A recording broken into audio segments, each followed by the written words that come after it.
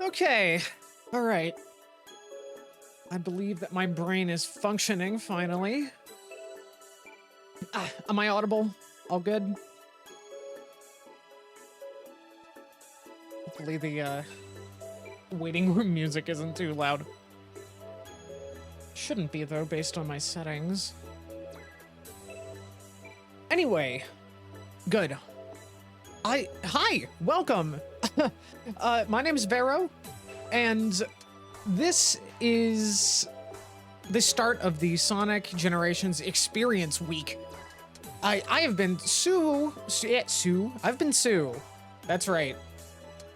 The ghost. The ghost from Night of the Werehog. That's me. I have been so unbelievably excited for Sonic X Shadow Generations.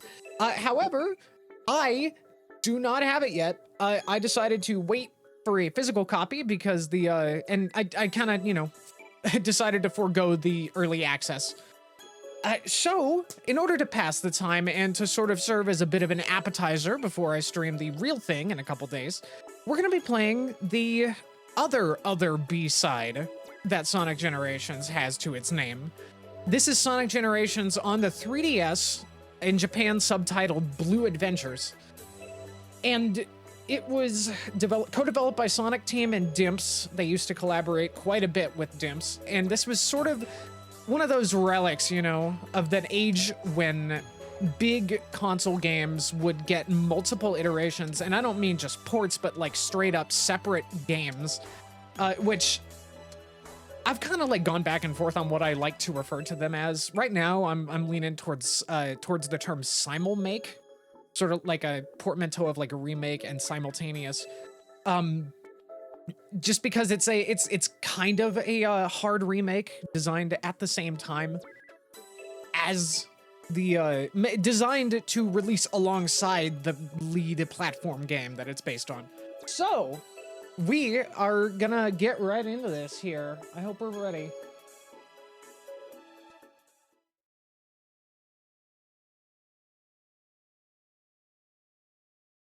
All right. Let's do this. Let's do this.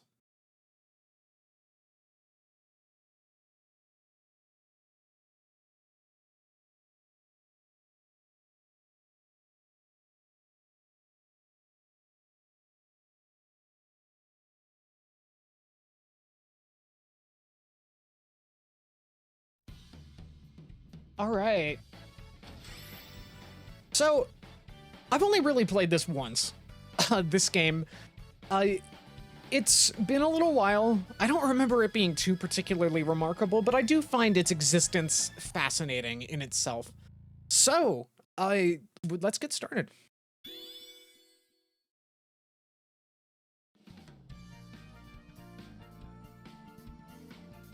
You know, I vaguely remember this track played on the network, like the weird leaderboards or something, whatever page on the console version. If you recognize it, it's because it's a remix of the title screen theme from Sonic Mega Collection. That's kind of what reminded me of the soundtrack from that, which is what I had the game menu music playing as our waiting room thing. All right. Is there anything that I need to adjust? Probably not. Yeah, probably not. All right, let's do it.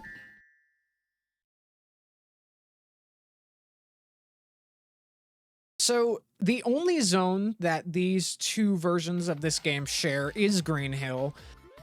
All the rest, oh boy. Oh, we're having issues now. Okay, all right, we're good.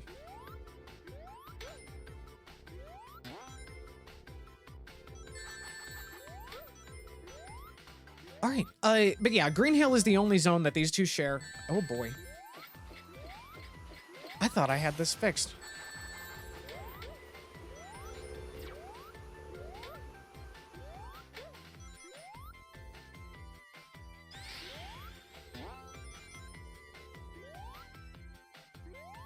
And so all of the rest of the zones in this game are pretty much different selections compared to the console version. Sort of, I guess, their way to incorporate more, you know, more of that nostalgia more of the fan service into the game, which, I don't know. I mean, it's a bit laughable nowadays thinking about it because, like, it's very, Sonic Generations' original release in general is very surface level fan service. It's like, yeah, we'll bring back the aesthetics of classic locations and stuff like that, but not really like lean into any of the stuff that like made them so memorable in terms of like the grand scheme of things. Nothing with like story, nothing with like, you know, it's and to my understanding the new version of Generations is pretty similar, but they do rework the base game a little bit in terms of its dialogue and cutscene animation just to make it feel a little more part of the universe instead of just this weird disconnect kind of thing that they have going on in the original. Of course, you're gonna see none of that here. We're gonna see classic Sonic doing this face. Oh. Okay, okay, all right. He's just so shocked. Oh, he's seen some shit. Okay.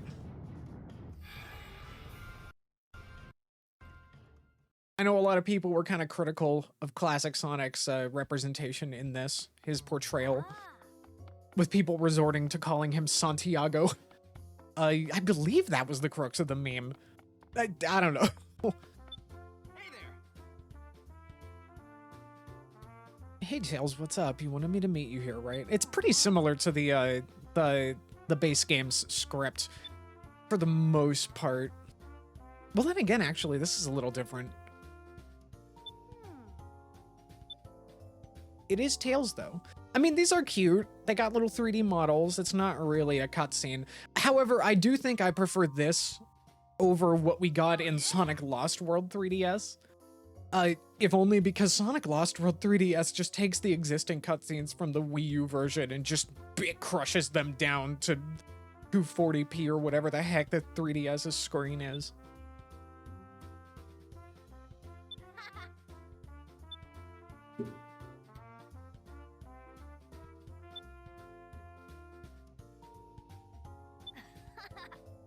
Yeah, no, there's a little more dialogue here, actually. That's kind of interesting. It's a Chilm. We love Chilm. Whoa.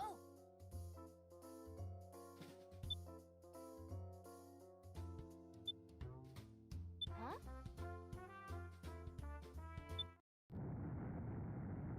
Whoa. Ah, then we have the Time Eater. This creature really kind of doesn't get like an explanation for their existence. I think Eggman just finds it out in space, after the events of Colors. You know, it is odd because you know what? Maybe I'll save it for the Sonic X Shadow Generations stream, actually. My thoughts on the nature of the Time Eater, because there was a weird little thing in Colors in like a cutscene that they like draw a weird amount of attention to. You know, yeah, I'll get into it. I'll get into it when we're playing the main game in a couple days. He's getting sucked in. Get sucked in! Dang it. Dang it.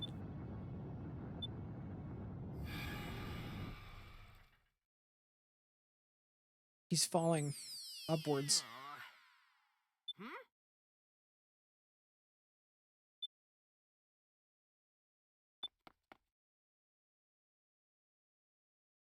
And here we are. Sonk. Other Sonk. Ooh, actually, one moment.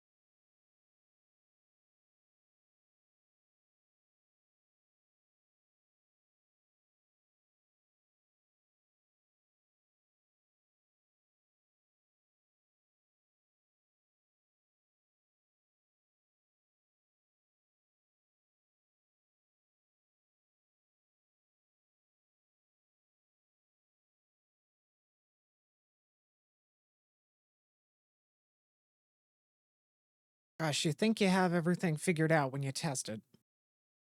String is weird.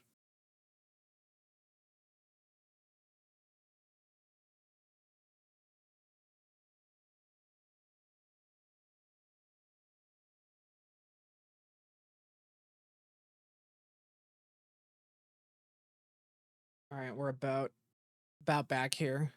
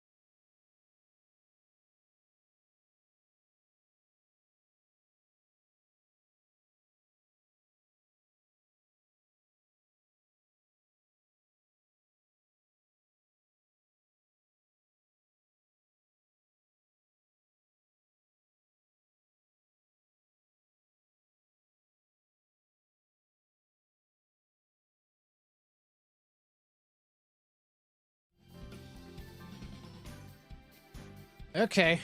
Hopefully we're okay. Let's do this.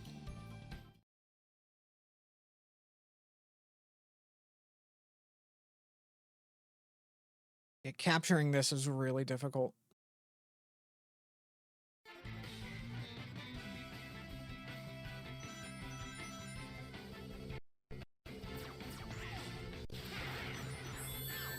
Oh gosh.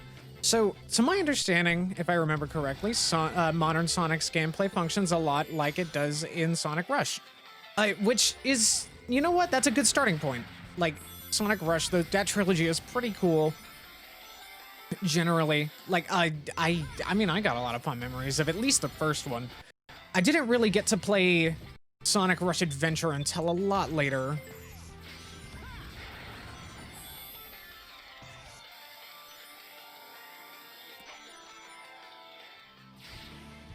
And it was a good time.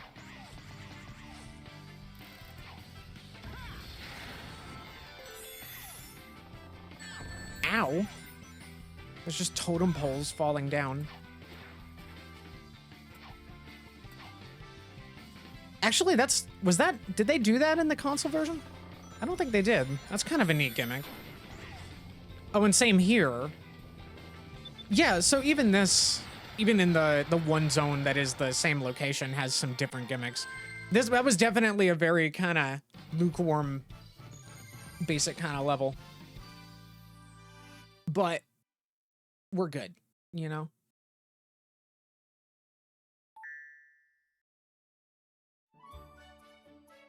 Whew.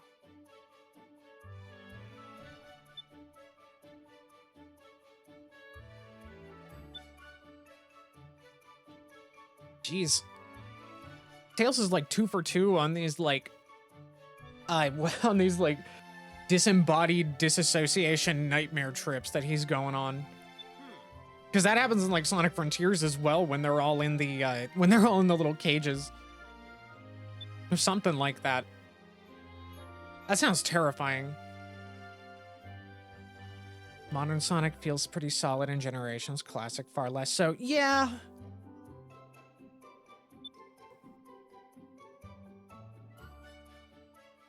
You know, Sonic mentions the whole genies thing. I still think that Sonic's and the Secret Rings is a literal fever dream that he has. Because think about it. He's getting over a cold canonically during the events of that story. That's where like the hankies thing comes from. And he was like clearly falling asleep. He was clearly asleep after a session of reading that book. I mean, you know, you put 2 and 2 together. Maybe Sonic just dreamed up that one.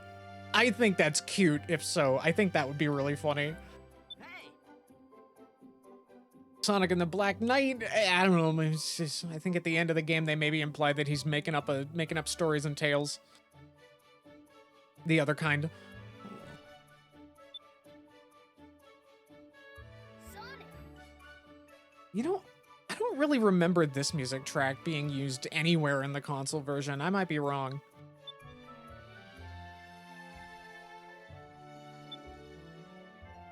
Giant mushroom. Oh. Sonic's got a pretty big headache after hearing the word mushroom. I know that's not intentional, but like, because this came out years and years beforehand, but like, Sonic is Mandela affecting his movie continuity self right now. I got this.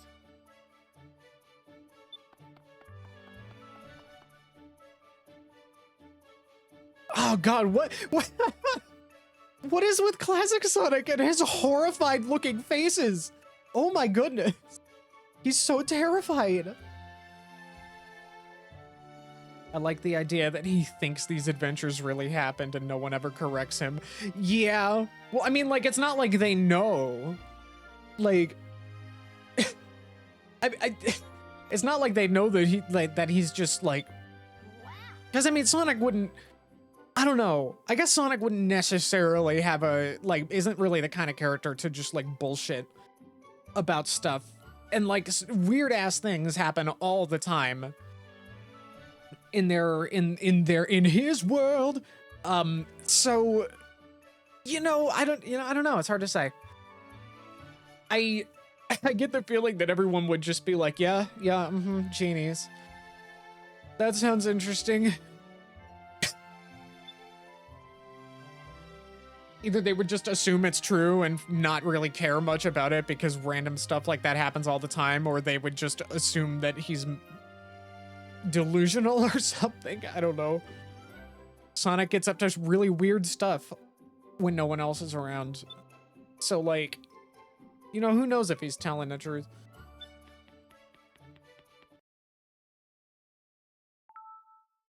Special stage. We like special stages.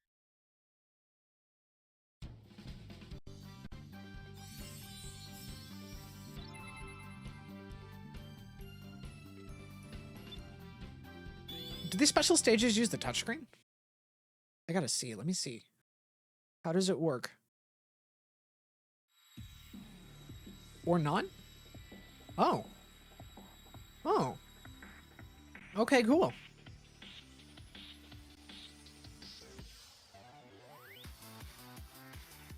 I love this remix of the special stage theme, by the way, from Heroes. Oh my gosh. And also, it is the Heroes style special stage sphere tube, but it doesn't control like ass.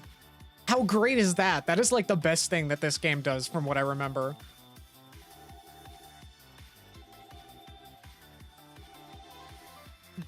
And like yet another music track that we don't hear in the console version. A lot of the music tracks going forward are going to be ones we don't hear in the console version. Because, yeah, all the different zones and stuff, there's just like a whole B-side to this game's soundtrack that you don't hear because it's all in this weird-ass Dimps developed handheld version of the game. And I just think that's so fascinating, maybe a little tragic because it's not a very well-realized version of this game, but, it's something to play on your 3DS. The idea of him completely misunderstanding both of those times that he got sucked into a book is really funny to me. Yeah.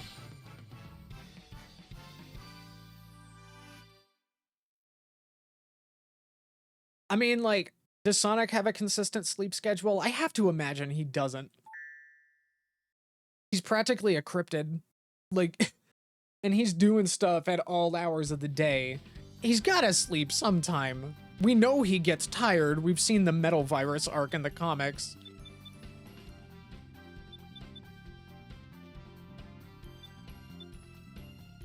All right, next up. Looks like we've got Casino Night Zone. I guess these music tracks were in the console version, if only because of the little pinball mini game that you could play. I think that was like a weird pre-order bonus DLC in the original release, which, I mean, that's kind of irritating.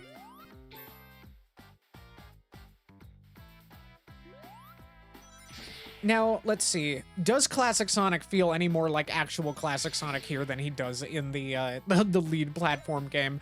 I didn't really like stop to kind of mess with it.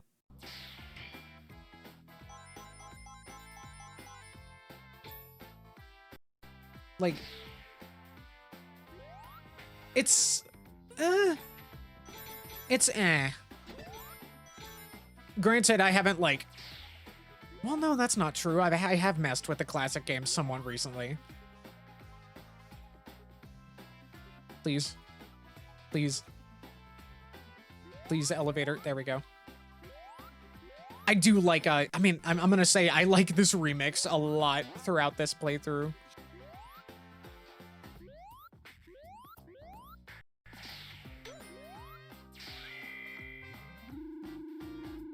We love the little elevators. But yeah, it's just, I don't know. If nothing else, this game is quaint and kind of cute. Very, you know. It's just weird to think that so many, like, big console games got just totally separate companion games that were marketed as the same thing on, like, dinky handhelds or, like, I mean, heck, even just other home consoles, like, say, the PS2/Wii version of Sonic Unleashed. Another Sonic Team Dimps collab, from what I remember. Oh, hey. Wait a minute. Hang on. Classic Sonic might actually play more like Classic Sonic in this than he does in the fucking lead platform game. I can't believe that. It's not, like, perfect, but it is, like... The fact that I could just do that... Well, okay. Okay, it's not quite. I feel like... I gotta... Okay, yeah. Yeah, I see the problem. Okay. But we were close. We were very close. Oh, gosh. I need to get out of here. Come on. Come on, we're getting out of here.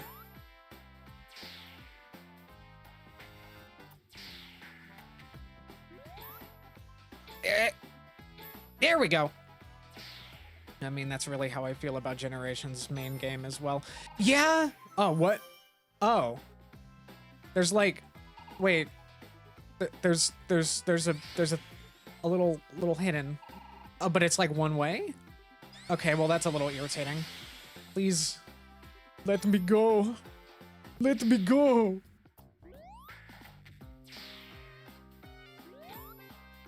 I like gambling as much as the next person, but... Oh gosh, please. How can we escape this, you? There we go.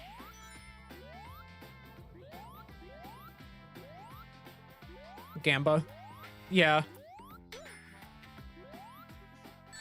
Ow.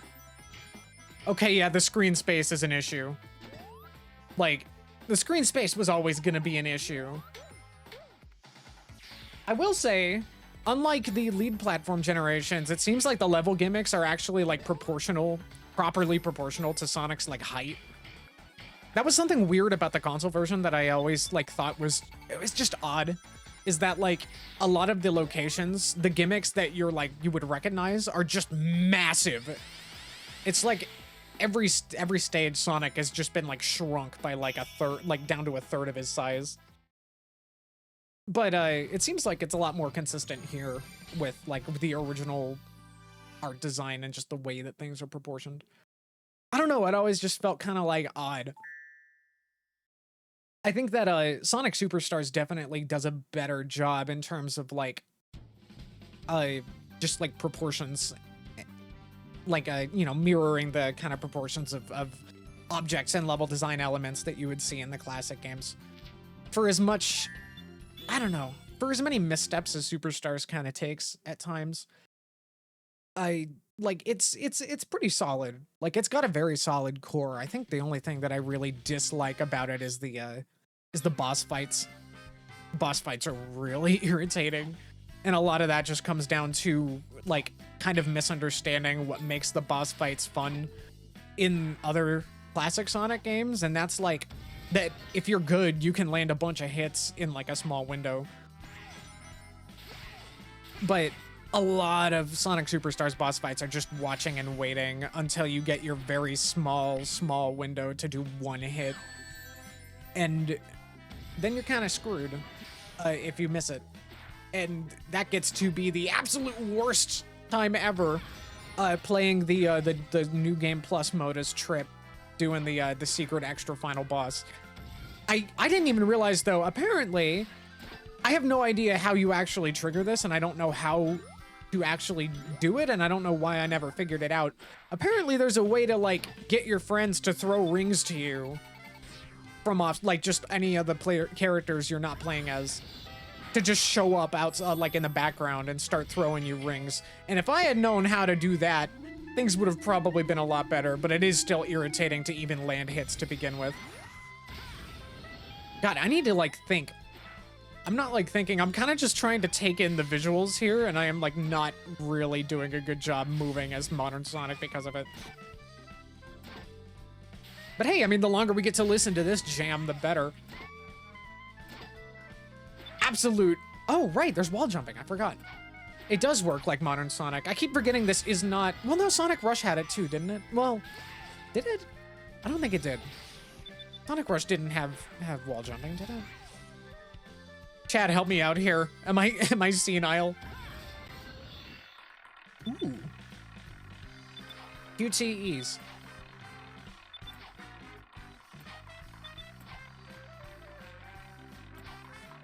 This would be easier if I could see where Sonic is. I wish that elements of those wheels were not also blue like him.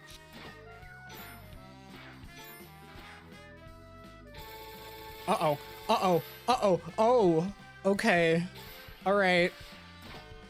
I see how it is. Yeah, we've got our 3DS jank. Like, I don't know.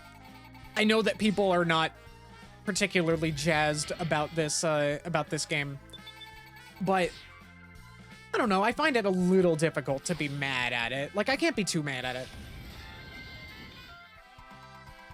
It's a silly little side experience. It probably just shouldn't have been marketed as Sonic Generations in the West.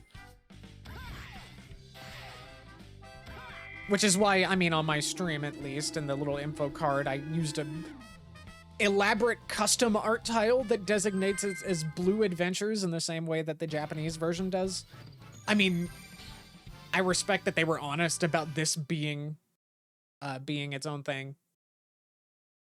You know, yin and yang, two sides of the same coin. It's a B-side game, and I think those are always interesting. None of the Rush games had wall jumping. That's okay. Okay, yeah, that makes sense. Thank you. I couldn't imagine that they would. I think if they did, then like Sonic 4 probably would have had it too, because that was based on Rush as well, and it wasn't intended to be called Sonic 4 initially.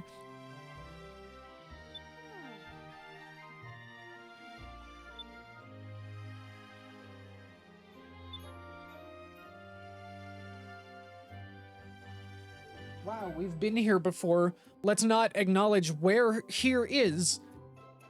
Let's just acknowledge general aesthetics. Here goes.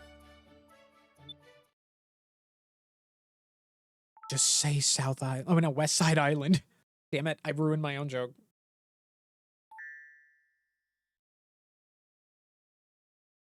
Actually, I think I might be pleasantly surprised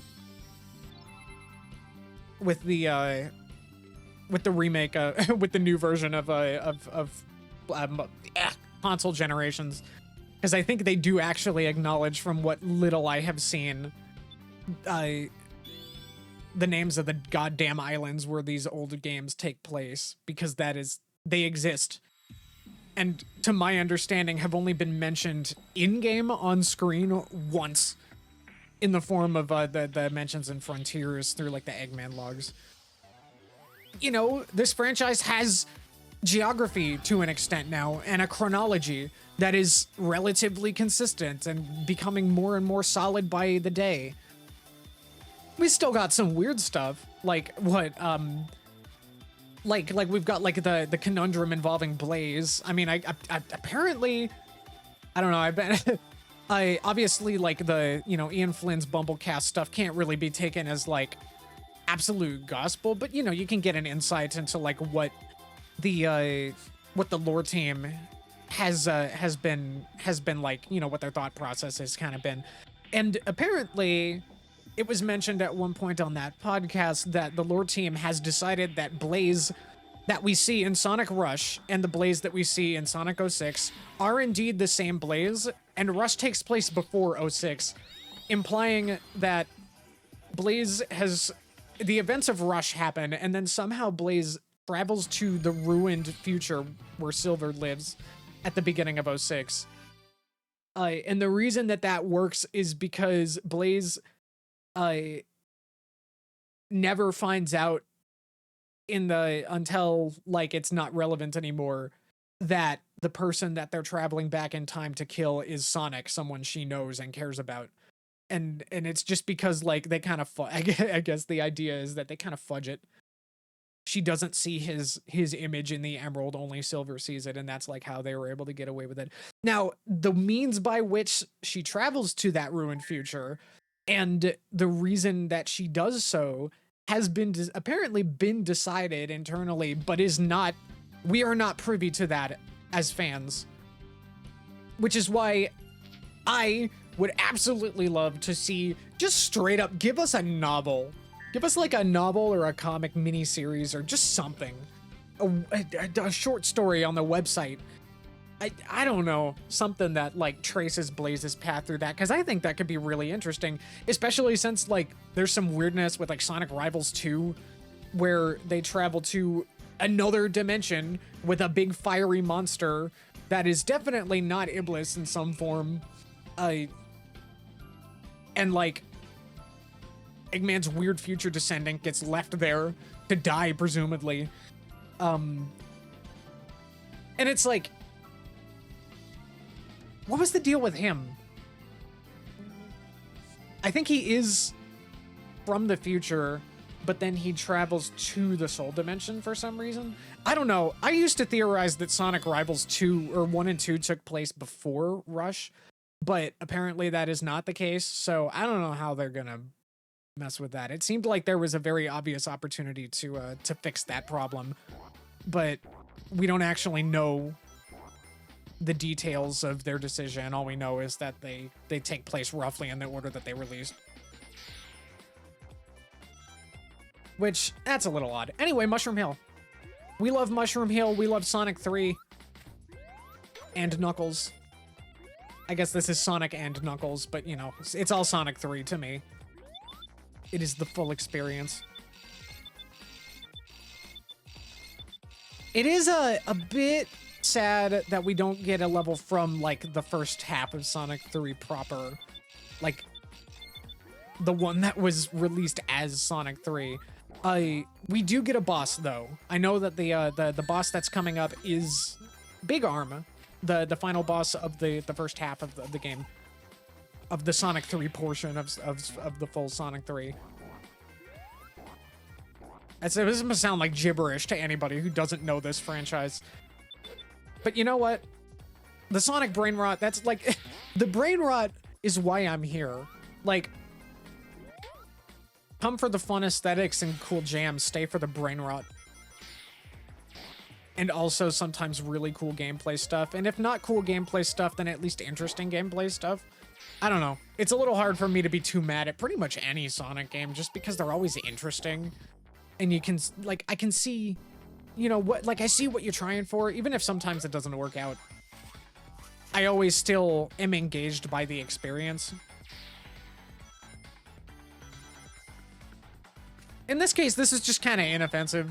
Like, mediocre kind of inoffensive platform games are pretty much my forte here on this channel. Maybe that'll change over time. I haven't really done all that much streaming yet, but yeah, no. Oh boy. This exact spot exists in the original level. and it's a little frustrating. There we go. I remember, I remember as a little kid, memory uncovered. When I was little, the way that I first played this game was through the now defunct TBS-owned subscription download gaming service called GameTap. It's been gone for years now. And to my understanding, it took a huge nosedive in terms of its quality and functionality right before it ended. But GameTap was like basically, I mean, you know, if you know Xbox Game Pass, it was basically that, but like at least a decade earlier. Like mid 2000s, kind of 2005-ish through 2009-ish. I don't know, like that kind of range. And it was just a lot of like old PC games, emulated old console games. It was the only time that Knuckles Chaotix ever got re-released in any official capacity, even if it was just emulated through GameTap. But it was, you know, I got to experience that.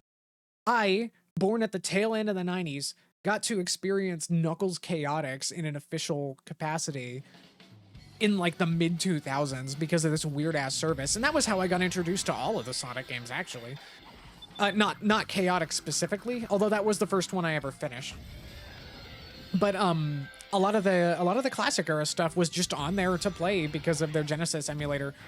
I don't know if it was like, I don't know what emulator they used, if it was like an existing one, that like open source type one, or what, or if they like had someone engineer their own. I mean, official emulation had definitely existed at that point. I mean, we saw stuff like Sonic for Genesis. I mean, you know, even in official capacity, we had like Sonic Mega Collection and Gems Collection and stuff for a handful of Genesis and Mark III games, or Mega Drive and Mark III games, among others. So like, you know, it's not unheard of that there would be official commercially used emulators for these for Mega Drive and stuff like that. I like, you know, I always appreciated that like halfway through Mushroom Hill it became fall. I love the fall vibes. Perfect. It's just perfect, you know? It's fall right now. IRL. Having a fun time in the fall. Gotta get me that cozy orange aesthetic. Probably my favorite season. Crap. I'm not really like paying enough attention to this. I should probably like focus. I gotta lock in for Sonic Generations on the Nintendo 3DS. I mean, you know, I've only played this once. I don't have every level memorized, nor do I think I need to. I don't want to dedicate my time to perfecting my gameplay at Sonic Generations 3DS. The fact that I'm just getting by without thinking much about it is kind of indicative of the kind of game that this is. But you know what? I'm still having an okay time. I'm still vibing. It's a good little thing to play on your handheld.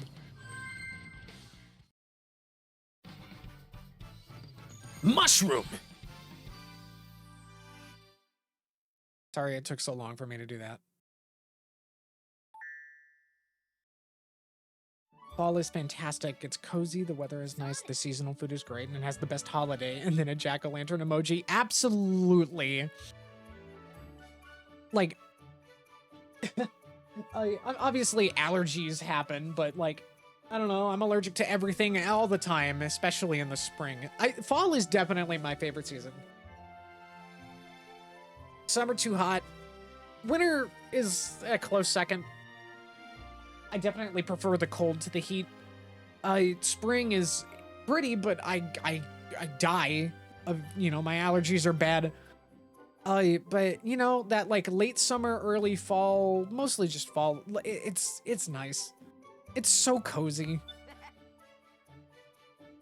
And yeah, best holiday Halloween, 100%.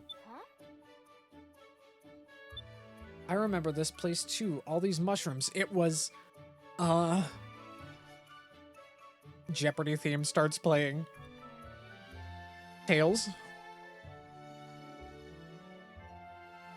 Tails, did you hit your head on the way in here?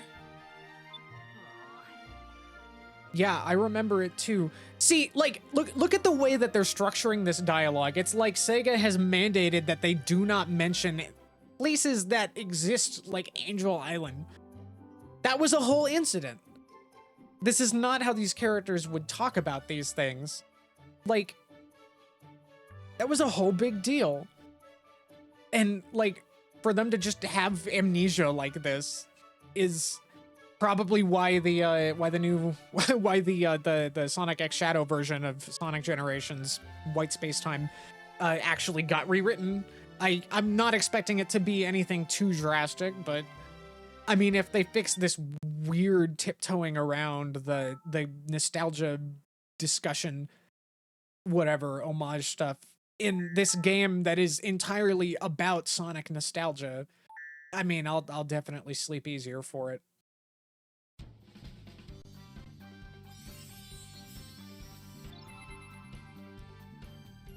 Speaking of, you know what? No, actually, my thoughts on the whole, like, people ragging on Ian Flynn's writing style is, like, really, I'm gonna save that. I'm saving that hot take. I don't even think it's that hot a take. But I'm saving that for the proper, for the proper game.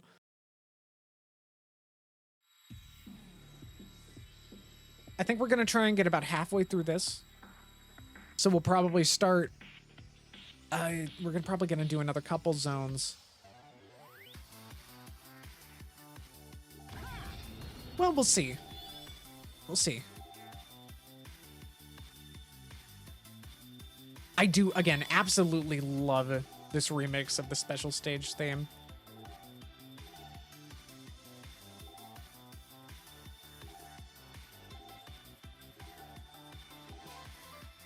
I'm not feeling much challenge at the moment from this, though.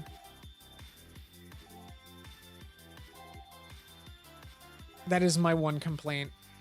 Oh, hang on. There was a little complexity there. There was, like, spots blocked off with different routes through them with different intensities of orb.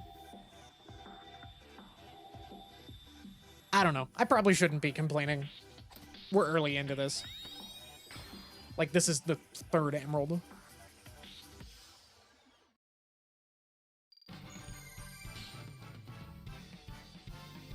You know, I'll be honest.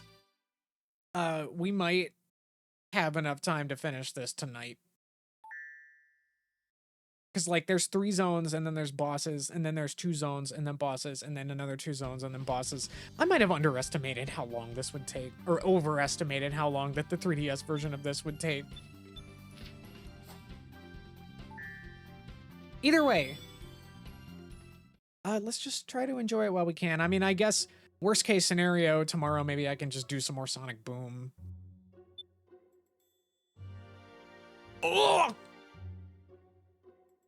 That face, I swear to God. Oh, now he's angry. Now he's mad. Look at him. Why, hello, everyone. Okay, for a second, I thought that was supposed to be Classic speaking. He does not speak. That is, it's Eggman. Classic Sonic just starts speaking in Eggman's voice. Oh. God.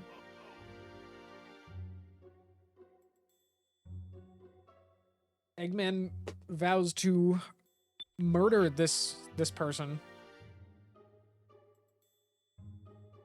I guess Eggman kind of flip-flops back and forth on, like, murder. Whether he thinks murder is okay. So, like, then again, though, I mean, I guess that's kind of odd. I don't know, that's a little odd that he says, he words it that way, because, like, I'm pretty sure Eggman respects Sonic enough to not kill him, because the whole deal with him is that he's like, it's about the one-upsmanship. I'm pretty sure Eggman would want Sonic to live to see his failures. That's why he doesn't, like, euthanize him during Forces when he manages to put him in a cell for some period of time.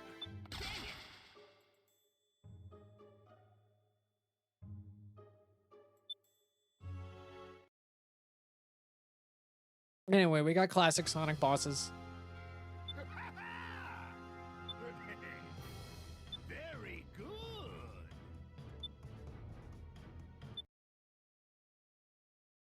Introduce you to Metal Sonic? You know, come to think of it, when the hell does classic Sonic get like taken from? Like when in the timeline do they grab him? I would hope that it's not the beginning of Sonic 1 that he gets grabbed from. That feels really like not fun if so. Although we know that like Sonic hangs out around Green Hill on South Island quite a bit anyway. I mean, hell, in Sonic Prime, they act like they live there. I know a lot of people have problems with how Sonic Prime fits into the continuity. I mean, and yeah, there's a lot of like, there's some irritating stuff that is like, yeah, that doesn't feel like it's in the spirit of the franchise, especially now. But Sonic Prime, you gotta remember, to my understanding, Sonic Prime was like written during the 2010s era. Oh, crap.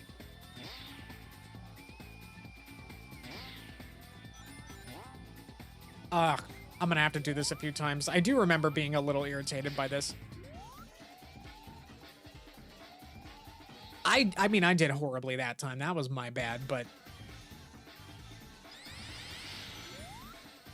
Alright, let's go. Ow! I mean, yeah, this is an authentic Sonic...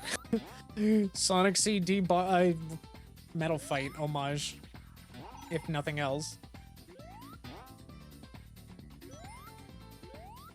Pretty sure the spin dash is just as busted in this as it is in the console version. I should probably start using that.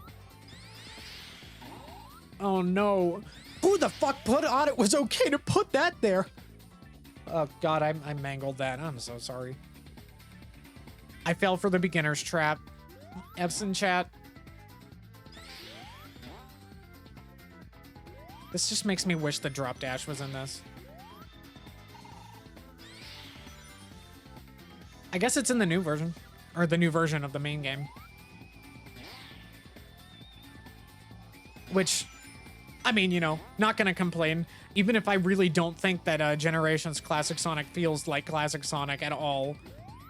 I mean, I'm never gonna not be happy about the drop dash existing. Oh, that wasn't so bad. I remember for some reason I had a really hard time with that the first time I played this. Oh, well, no. Yeah. We need to go back in time to the first Sonic to get drop dash on all the menus. Yes. I mean, they did.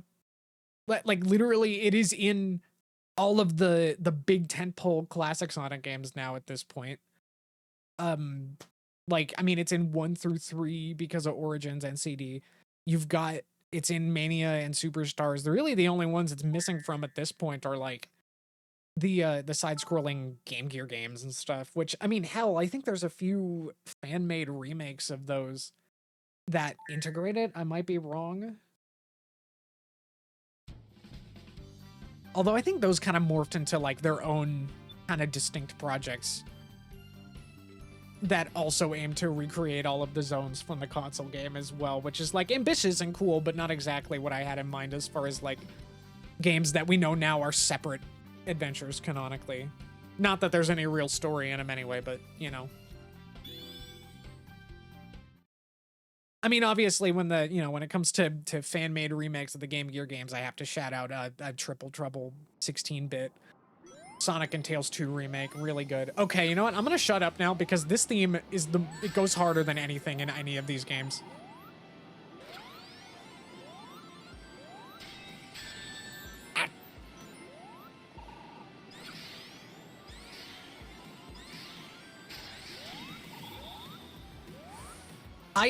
The Big Arms theme is amazing.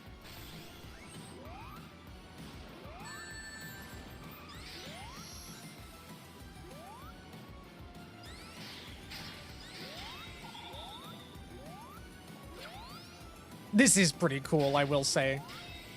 Like, it's not the best. Oh, wow, actually, yeah, you can get more than one hit per cycle. That's fun. Look at classic Eggman and his little thing.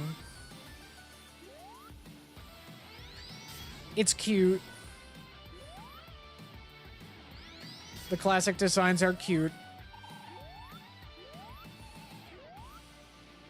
God, I mean, I stand this theme so hard.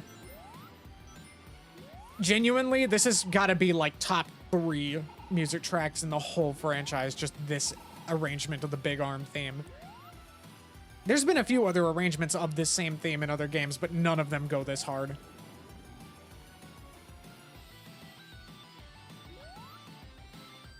And I'm kind of stalling, admittedly, just to hear more of it.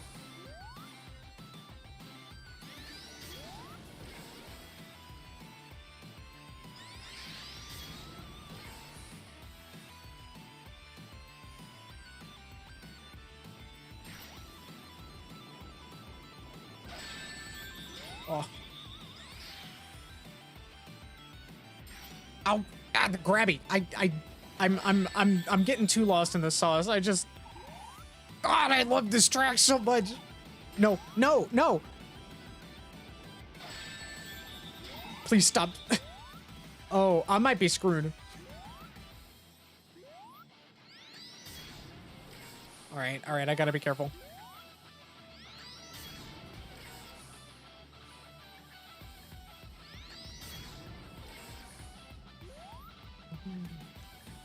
Come on. Moment of truth. Yeah. Got him. Okay, I'm actually kind of proud of that. That was kind of a... that was kind of like a tight jump to make over him. Unless the hitboxes are really non-representative, in which case maybe it was a lot easier than I was making it look, but... You don't need... I'm gonna choose to believe that I am good at video games. Oh, he's all crispy now.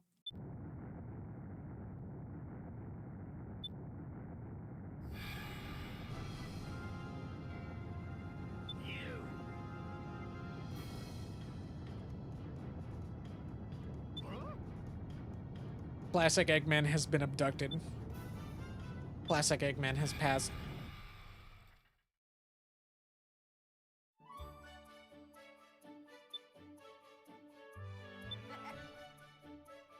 You know, come to think of it, there might not be like any one specific... Well, no, I mean, I guess there would be a specific point where these characters would be taken from, but I like... I don't know.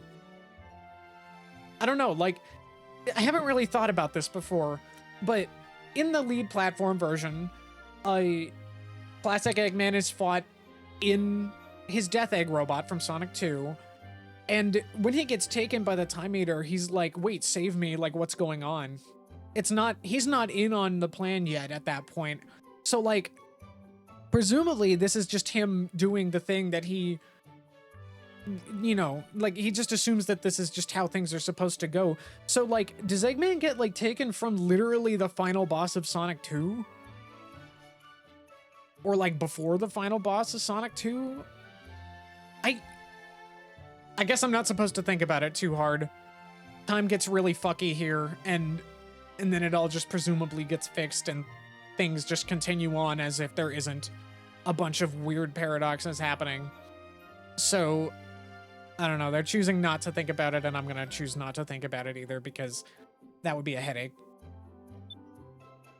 Probably better for my mental health. There's little classic Tails. Look at him. He's so small.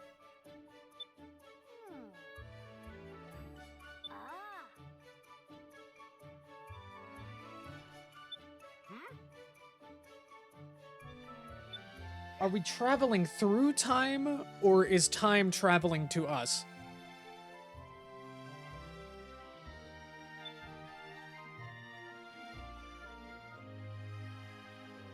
Okay. Whoa! Be careful, Sonic! I like how he was just making that shocked face, and then he just like slid backwards off screen.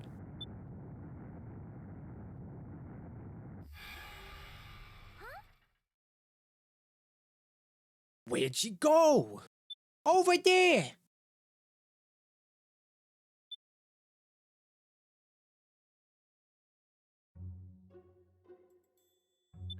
It's a spinner.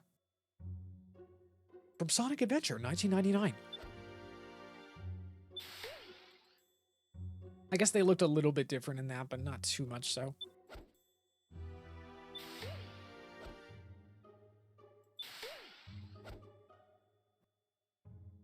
Enemies.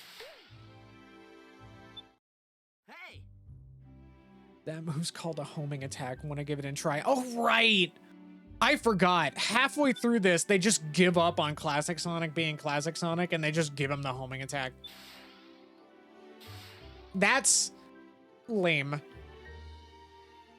Like, y'all really couldn't be bothered to design proper classic levels? Well, you know what? If this is the case... I mean, I'm sure this is not the canon version of the game. I'm pretty sure the new version is the canon version, but... I don't know, maybe Classic Sonic was grabbed sometime... like, at the end of the classic era, but before the time skip that we see.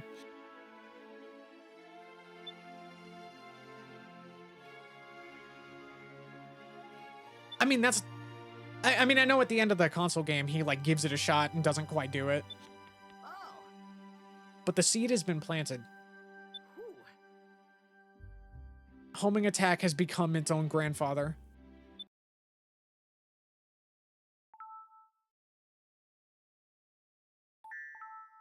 We should probably just continue this.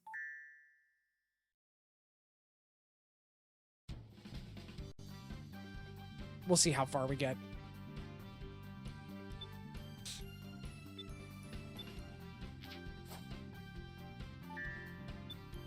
Like, worst case scenario, I'll probably just play, like, more Sonic Boom tomorrow if we finish this tonight.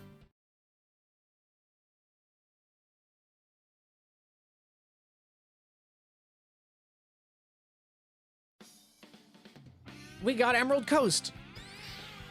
This is cute. And, you know, I mean, I guess if he is going to have the homing attack, it makes sense to do the, I don't know, the adventure homage level right after that. It's something. Again, more great soundtrack remixes. And if nothing else, I do appreciate just the vibes. Like, you know the vibes. Even if it's kind of bland, I do appreciate just the, seeing these locations in a different context. You got a side-scrolling Emerald Coast. I mean, that's cute. We got the silly little Rhino bots. I still don't think that they should have given Classic Sonic the homing attack, much less halfway through the game. Like, in the lead platform version, it's like an unlockable you can get post-game, and that's fine. I'm fine with that. But it almost feels like a resignation from Dimps when they just give Classic Sonic the homing attack less than halfway through the game. Oh, what are these things? Those are funky. Those are odd.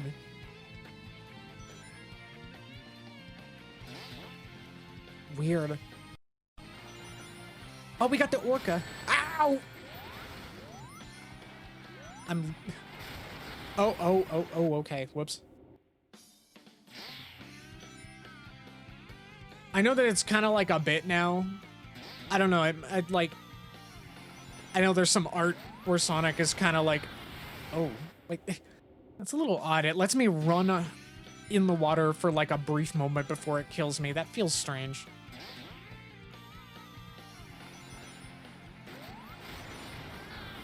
Ah, okay. All right. I'm gonna stop being dumb. It's time to lock in for this baby game.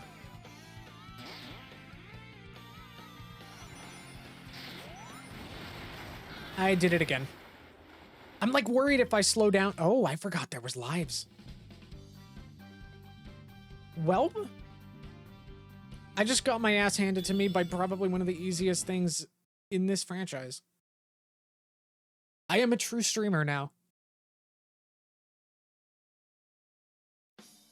F's in chat. The brain rot. The brain rot has become like real brain rot. The figurative brain rot has become literal. Still figurative, but closer to literal. Oh.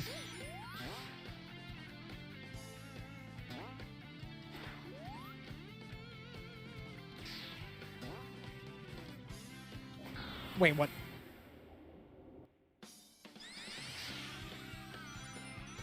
Like, I don't know. It doesn't feel bad. The screen crunch is definitely an issue, though.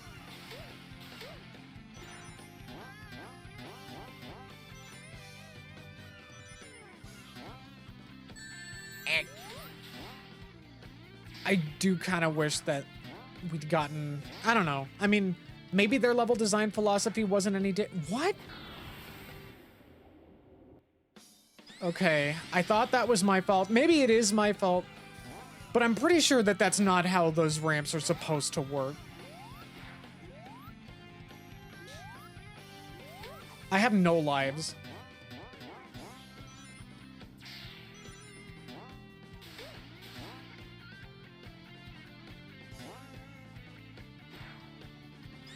Is there something... Am I supposed to hit it at a certain speed, or am I supposed to just hold right the whole time? Is that all it is? Okay. Like... I mean, fine, I guess. I figured that, like, launching myself off of stuff would be sufficient, but apparently you have to hold right while you're midair in order to continue that momentum. In quotation marks. I don't know, fair enough, I guess, but that it definitely doesn't feel like classic Sonic. Though then again, neither does the base game.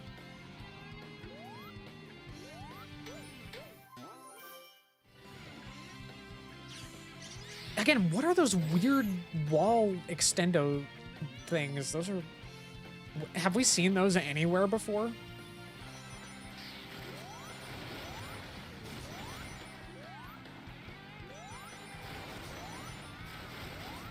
All right, we're going.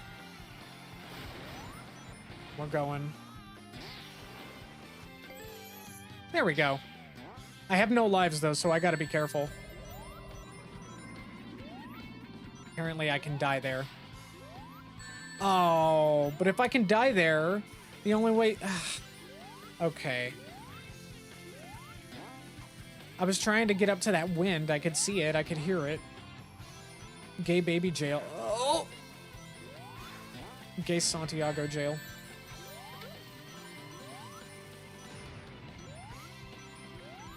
Hey, it's the big old lighthouse thing. Cute. Wait a minute, and it even still has like... Oh, well, no. No, it's got more polygons in there now. I'm pretty sure in Sonic Adventure 1 it had much less polygons inside that lighthouse. Not that I expect... Oh, that... Okay, that is cute. The wall running in the same... Yeah, in like the second half, second act. I don't know if like the sub-zones within levels of Sonic Adventure are considered acts officially or not. I guess it doesn't matter because it's just a matter of semantics.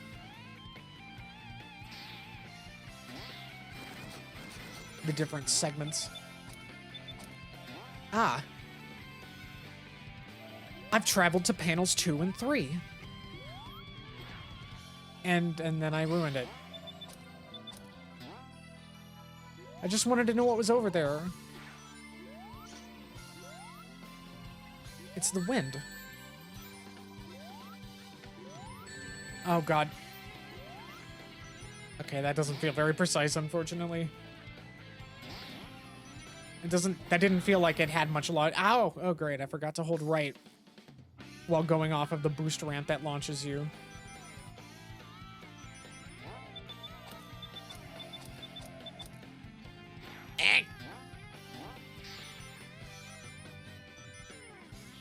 Yeah, this... Superstars, this ain't. It's playable, don't get me wrong, but yeah, it's a little awkward.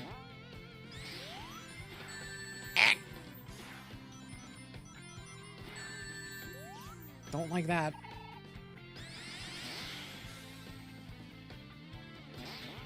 We're good? Okay, we're good. I'm just, like, afraid that I'm gonna walk off into a bottomless pit after that Orca chase section. I'm stuck in Sonic prison. Yeah.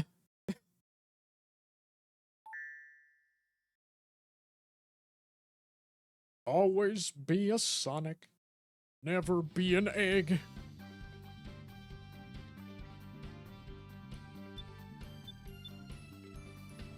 Implying that when you stop being an egg, you start being a Sonic.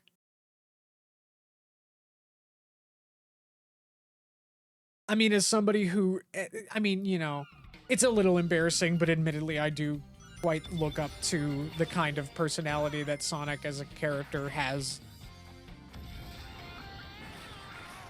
And the, just the kind of like, just the ways in which Sonic as a character is just built different. The way that he positively influences other people in his life. I would say that, I'm being, I don't know.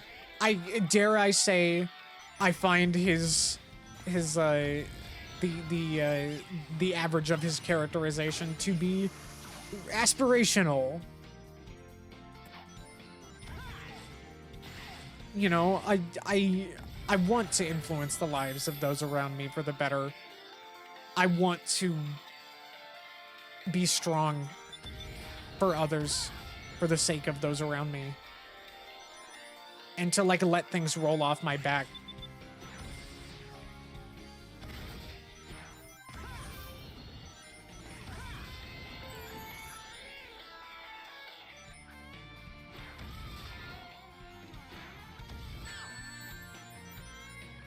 Ow.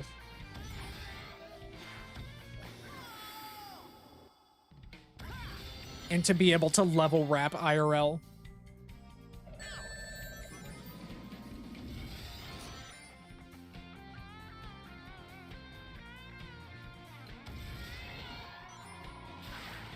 I want to know.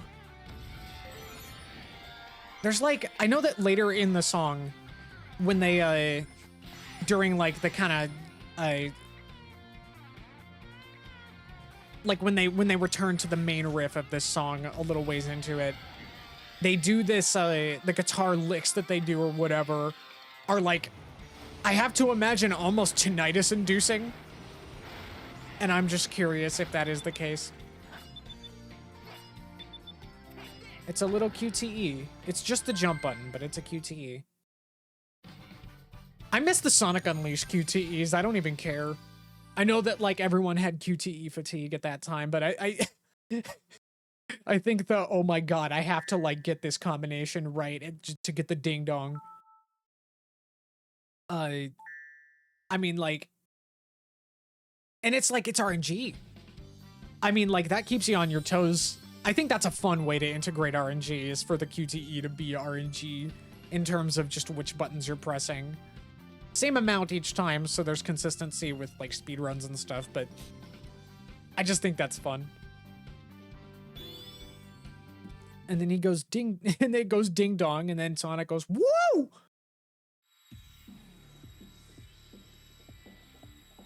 It's also a really good meme format. Yeah, we need to bring back the Sonic Unleashed ding dong quick QTEs.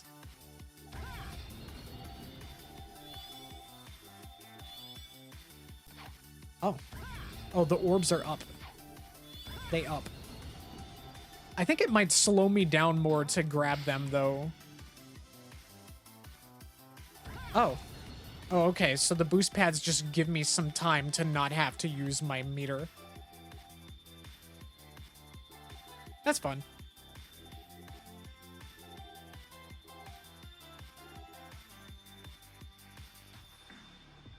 Give me those. No, I missed all of them. I am ashamed. Whoa. All right. I'm not done yet. In fact, we're almost... In fact, okay, never mind. I am done, but in a good way. We got the emeralds. I guess the Chaos Emeralds are necessary for the story, but it is kind of odd that they just, like, place you in, like, they just place the special stage on the menu. We're going back in time to get special stages on the menu. That's right. Oh, God. We're going back in time to get Baldy McNosehair off the menu.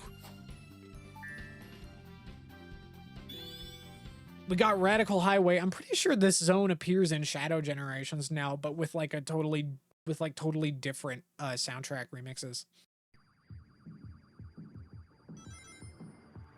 I really like the classic Sonic version of this track though. Also, we got the Got Rings blimp.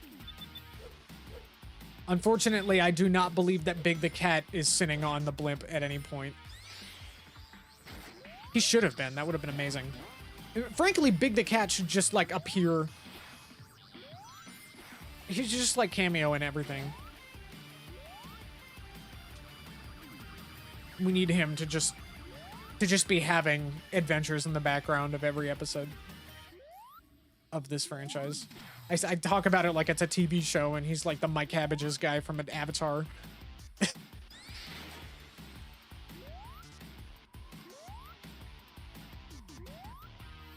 Oh, this was the wrong way. Whoops. That's fine. I'm not complaining. This music is a jam.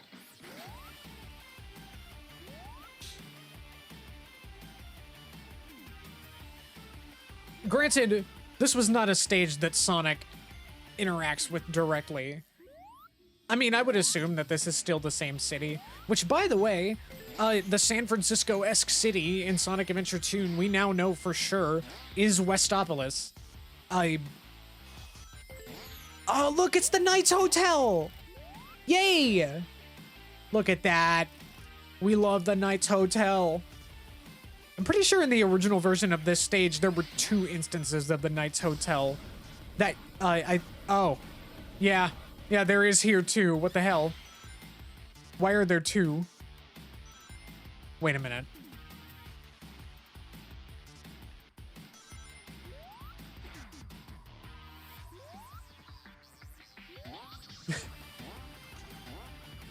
I could never forget the Knights Hotel.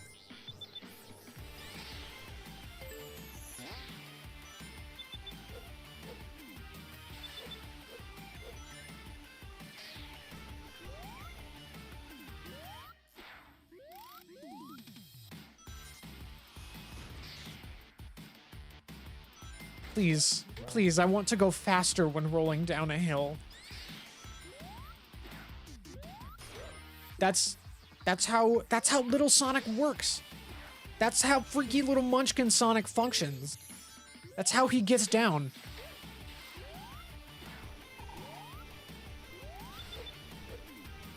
I do like the swinging bars. I think that's kind of an underrated mechanic.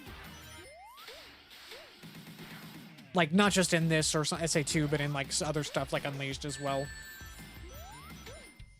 Even 06. Like, another one of those, like, you know, if you're practiced and skilled, then you can do it faster kind of thing. Freedom. Question mark Miles. That's funny.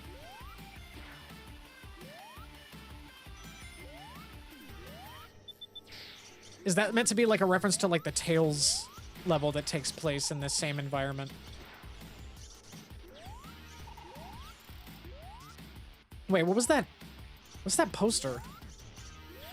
It's a clock. What? Oh my god, wait a minute. Up there. It's just a poster advertising the concept of the Time Eater. What do you mean? Another instance of like city planners catching wind of a new Sonic character and immediately putting up posters with their faces on it or whatever. Putting their name in lights in random cities across the Sonic world.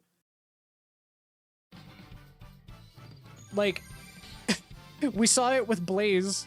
She had only been in Sonic's dimension for like a few hours, and yet there are cities with like her name in lights.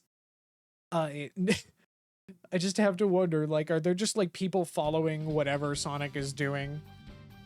Just random citizens that just happen to like be in charge of like advertising agencies and stuff, and they think like, oh, We gotta pay homage to to the weird ass animals doing their weird ass things. We gotta appease them lest they use their super forms to murder all of us.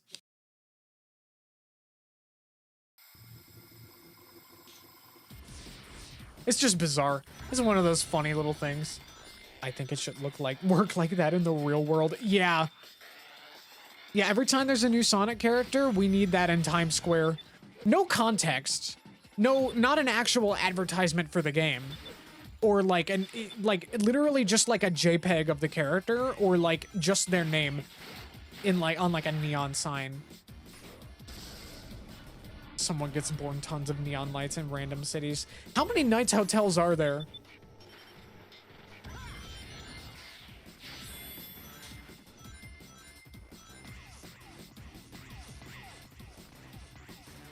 We got that weird ass power tunnel thing. Yeah, there's just like way too many Knights hotels.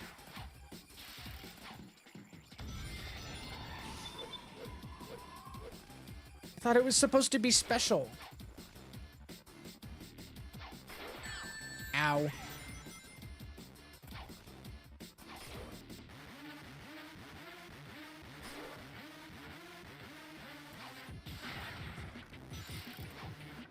I like how Sonic can just get down on the elevator to this ridiculous music track.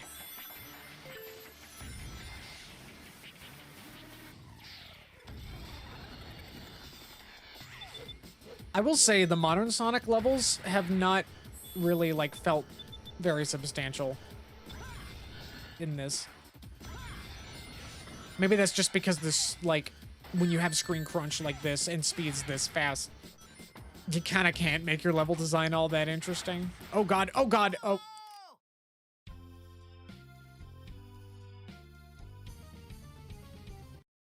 Sucks to suck, I guess.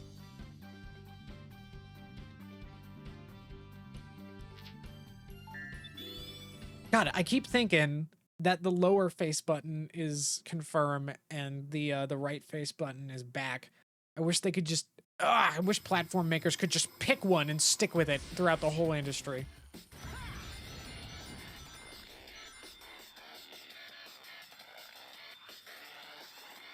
But yeah, anyway, my train of thought from earlier got completely derailed. But yeah, officially the San Francisco-esque city from Sonic Adventure 2 is the same city as we see at the There were 2 Knights hotels on screen at the same time. I'm losing my mind. Although I think you could technically do that in the original too. But the fact that that happens here in this completely scripted camera 2D game or side-scrolling game is amazing. But yeah, same city we see in Shadow the Hedgehog, or at least the beginning of Shadow the Hedgehog. I guess Central City, which is, I always assumed that wasn't the name of the city, but apparently it is now. Is also, like, that uses the same, like, visual assets as Westopolis, but those are 2 different cities. Central City is apparently the same one from Sonic Battle, and Westopolis is the one from SA2. So there's our continuity that's not obvious and was decided years after the fact for the day. Thank you.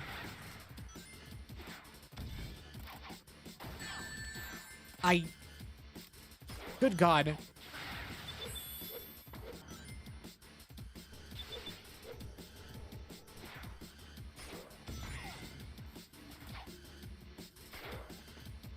Come on.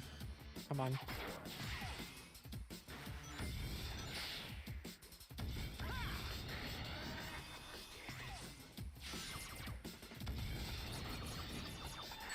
Ah!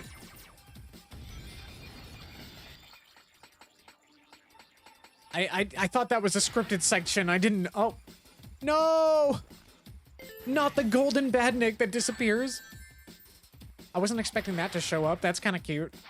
I'll give it props. Like, they are doing the Generations thing. Like, they are bringing back these all these interesting little quirks that these levels have. Not really loving the elevator waiting, but I guess if I were better at the game, I'd probably be able to bypass a lot of it. Here we go. All right, we're schmoving now. It's been a long time since I've schmooved. Oh, I thought I was gonna land on that. Whoops.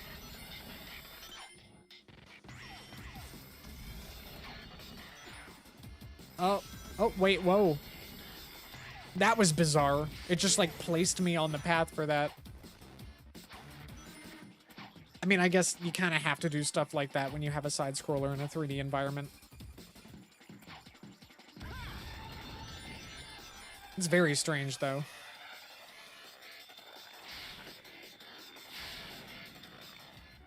Sonic is forced by invisible forces of gravity to scoot to the left while midair. It's just a really strong breeze.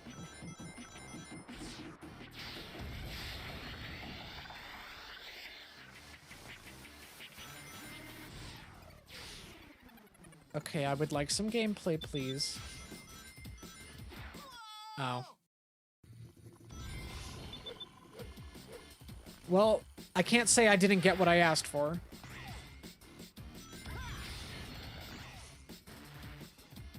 Oh, wait, can I control my height with them? Am I allowed to do that? No, I can't. I think it depends on where you enter from. I did it again. Oh, no, I'm okay. All right, well, that's that. Yeah, I don't know. I'm not having the best time with the modern Sonic stages in this.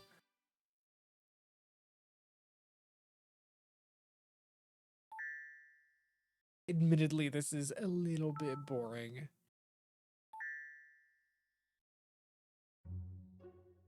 Sonic!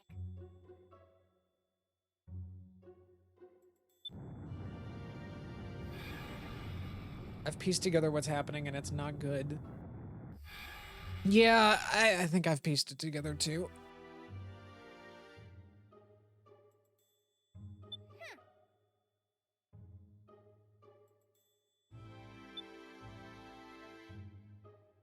Oh, yeah!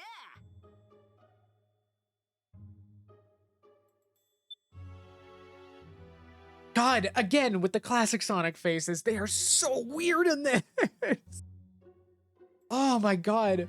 Classic Sonic has just snorted a whole bunch of cocaine. Oh. Every single face that Classic Sonic makes in this version of the game could be a meme in its own, on its own.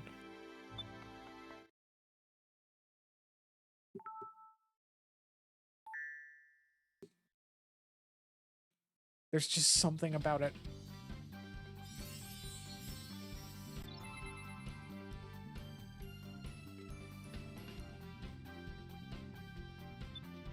We continue.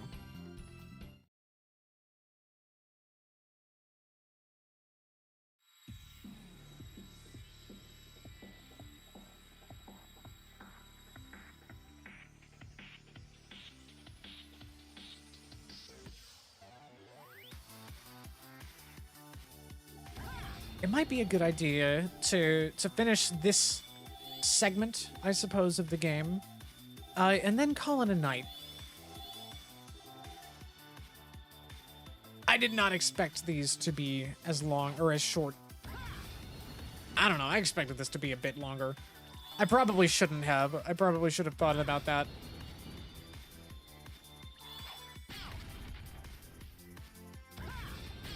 Oh, God. Okay, well, I'm getting my challenge now. We're doing it. Again, props to them for having a version of this special stage that feels good to move around in. It's pretty basic. Like... but I'm still happy to have it. Oh, okay. I thought I was doing terribly, but apparently that's just... okay. Running in the 90s.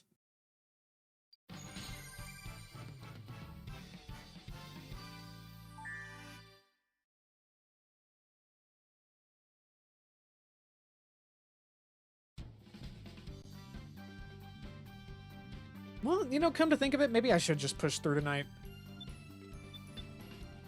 Maybe I'll find some other weird thing to play next time. Okay, we've got Shadow. Shadow, who I believe also in this game, not just Sonic Boom, but also this in the console version, is just like, I want to end you, Sonic. Once and for all. And it's like, why? Why are you so mad? Maybe we'll get context for that in Shadow Generations.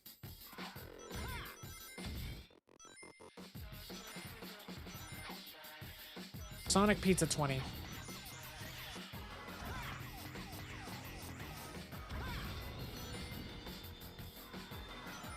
Sonic has his own pizza joint?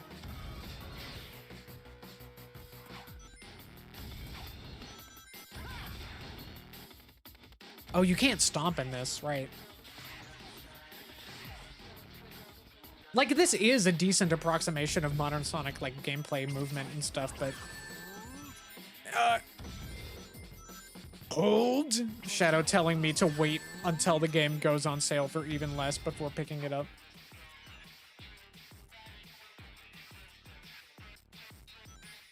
Unfortunately, Shadow, you can't keep me from Peak.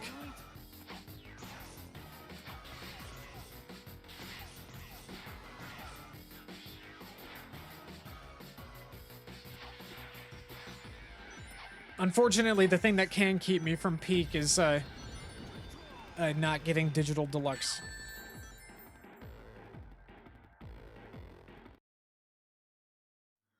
Here goes.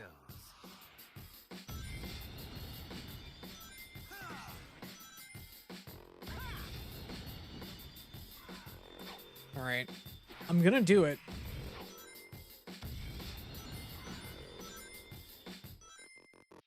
This is the ultimate. And then he cuts himself off. See, if they were really being authentic, then they would have included the bit where he says this is the ultimate and cuts himself off every time he uses Chaos Control. And then at the end, Sonic goes, I'll use it, Chaos Control!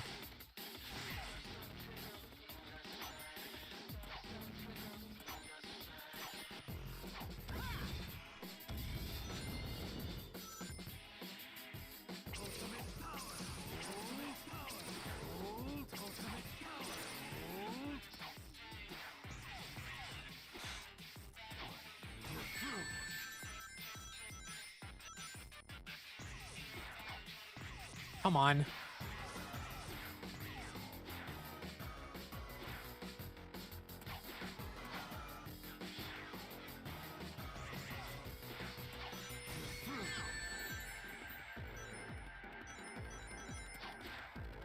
Come on. Maybe this is the one that I was having trouble with. Oh boy. Come to think of it though, is there really much of a point to lives? Like, outside of like, oh, you have to start the whole stage over rather than just the checkpoint? I don't know. It's kind of amazing, come to think of it, how so many action adventure and like platformer games clung to the lives concept for so long. Like this holdover from the arcade days that like that kind of got co-opted into a means to prevent rentals by making games super hard for a while, and then it just like stayed that way. It ingrained itself into like the lexicon of the platformer genre, and I think it was kind of to its detriment. It is kind of like, I don't know, I'm a little surprised that it took so long to abandon the lives concept. Just as a whole. Some franchises still haven't.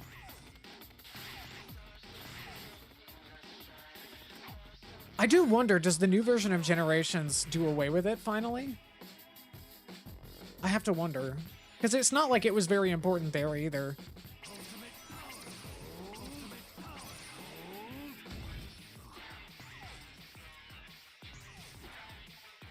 Suck my dick, Shadow. You have no bitches. That's not very good. I can't do a Sonic.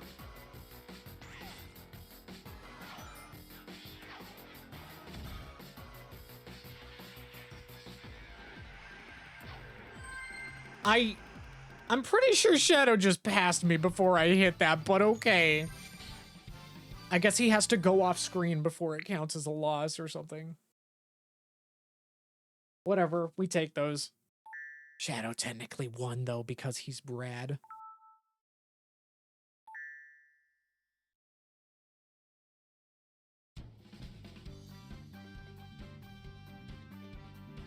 This is just a weird experience.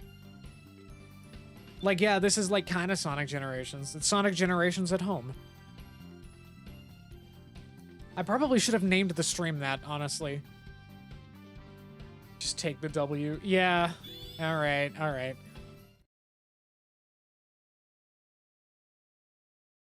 Oh shit, it's the Bio Lizard!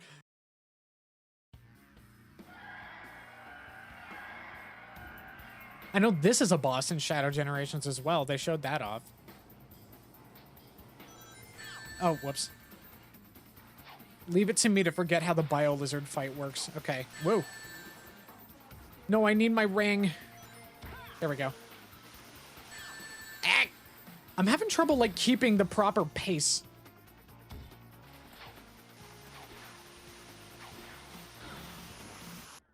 Am I supposed to boost?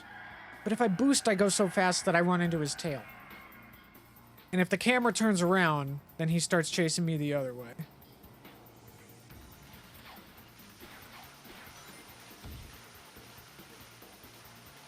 Okay, I guess just running at full speed without boost is good enough.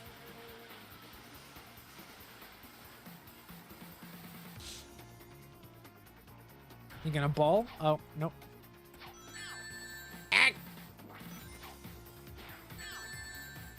Come on, Reticle. No! Targeting Reticle killed me. Inside, not in the game. Oh, God. I do really like this arrangement of supporting me, though. Oh, no, no, no, no. Okay. All right, we're good. I always really... Well, okay, I didn't always know this, but when I, like, replayed SA2, or I don't remember how I found this out. But, just re-listening to the original version of the song, they do the live and learn motif during the refrain. And, like, it's much more subtle in the original version of the song. But I just think that's so cool. Like, the entirety of SA2, they're just, like, building up to this big-ass musical theme, vocal theme that plays at the end of the game during the final boss. And it's, like, just, like, the thesis statement of the game. And it's so peak. It's so peak. Okay, there we go. I have to destroy its life support system. Sonic is definitely doing a lot of stuff that Shadow did.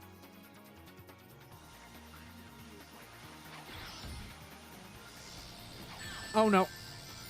I saw object and I instinctively jumped. I really shouldn't have.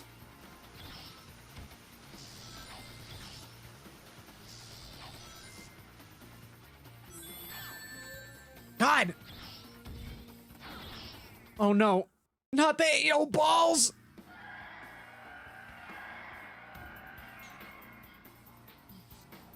Why lizard mean? Why lizard?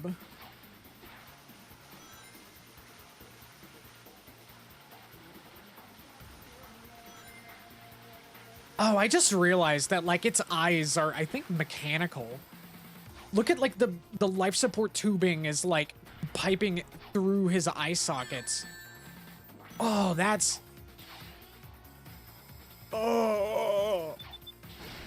I feel so sorry for this creature. Everything that it is, everything it was, like, yeah, like, just... Everything that it has become... Having... You know, just really embodying the kind of twisted inhuman stuff that Gerald got involved in during the creation of Shadow. And, like, you know, obviously thematically a representation of the hateful monster that Shadow could have been had he not done his face turn and joined the good guys at the end of SA2. It's just its peak, you know? Sonic Adventure 2 is peak. Ow.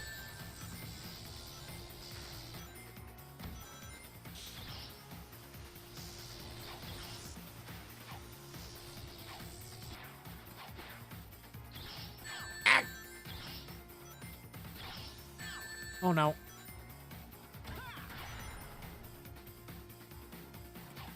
Okay, alright. I just keep running into him. The camera is not helping.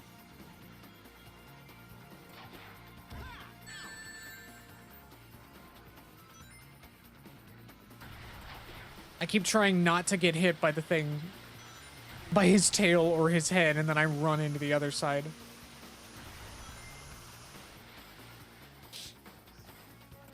Okay, he's gonna start spitting balls. I even recognize the animation. Ow! I shouldn't have pressed that. There we go. Plasma balls. His eggs. Oh, right. Well, we haven't seen the eggs, quote unquote, yet. I think we're about to, though. Yep. I don't know what they are officially, like canonically, but I know what you're referring to. Like what the files of the game of SA2 refer to them as egg.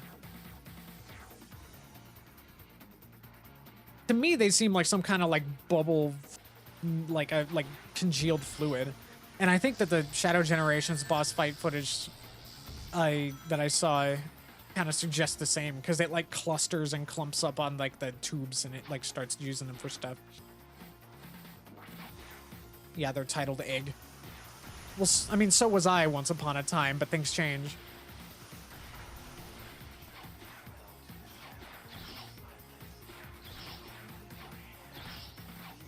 Oh.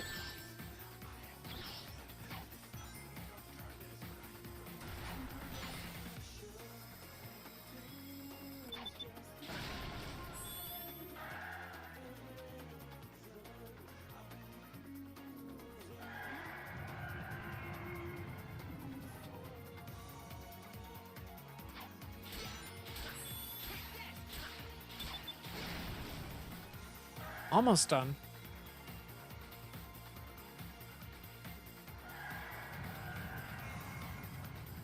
Balls. I like how many balls we get to see. We got lots of AO balls mechanics in this. I'm just going up. I can't tell. I don't think I'm controlling his ascent. He just goes. Heading out. Okay. You have a wonderful evening. Get some sleep. Always gotta make sure to sleep.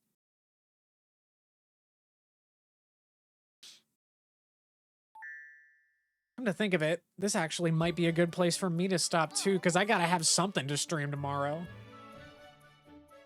I never expected to see the Bio Lizard again. You did it, Sonic!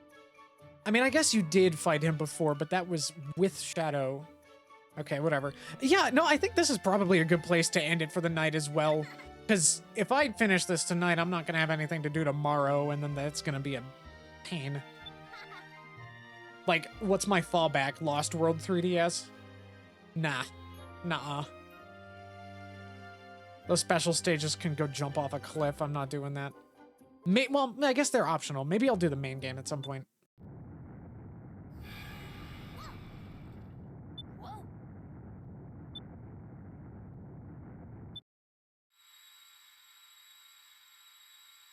Yeah, I don't know. Very mixed bag. But also the highs are not particularly high. It's just kind of mid. I guess that's not really a revelation. I went in knowing that this was mid. I remember. I've played it.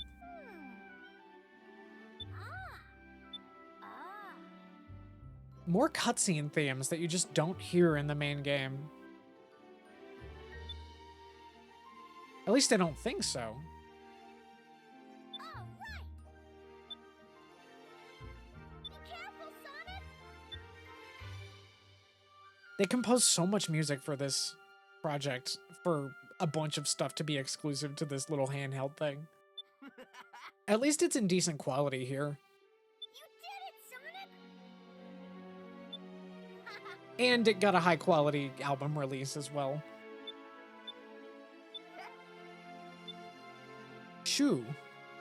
Wait, what? Yeah. Wait a minute. No.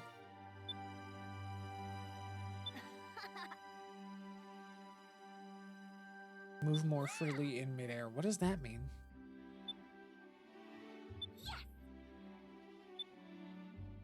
What?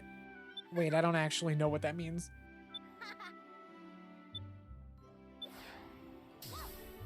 Oh, it's the stomp? That's the... Yeah, okay. I heard the sound effect. I'm like, oh, yes, finally. Oh yeah.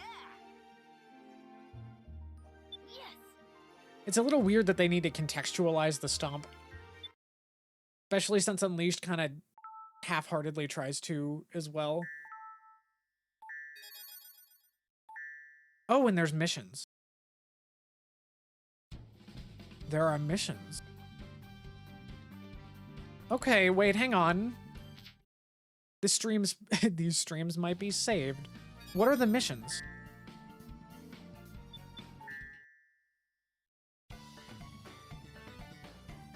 Okay. Oh, you gotta use play coins. You think I fuck with play coins?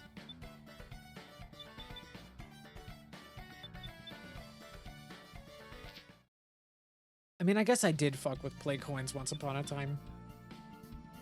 Okay, you know, knowing that missions exist, it might be a good idea to just...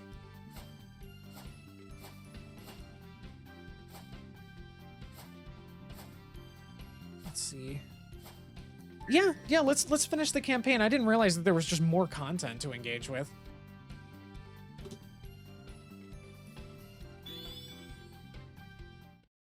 Let's do it.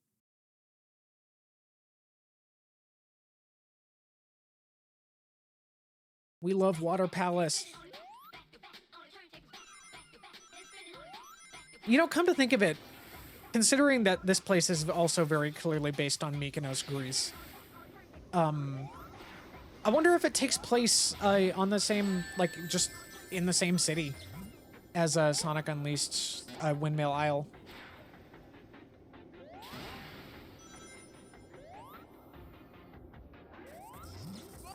Bubble.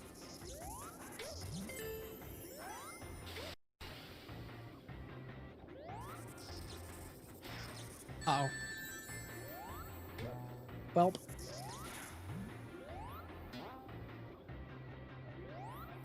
Come on. No. I need bubble. I need bubble. I need bubble. Eek. Okay. No, I want to hear the unfiltered version of the song. I don't want to be in the water. It's about time we got a handheld game stage in this.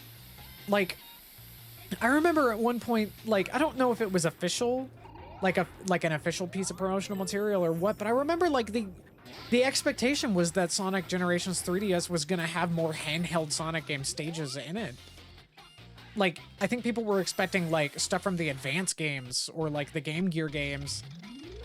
I guess those are not as iconic choices, but I mean, I don't know. It's nice to get something from one of the handheld games in this. Sonic Rush is a pretty solid time.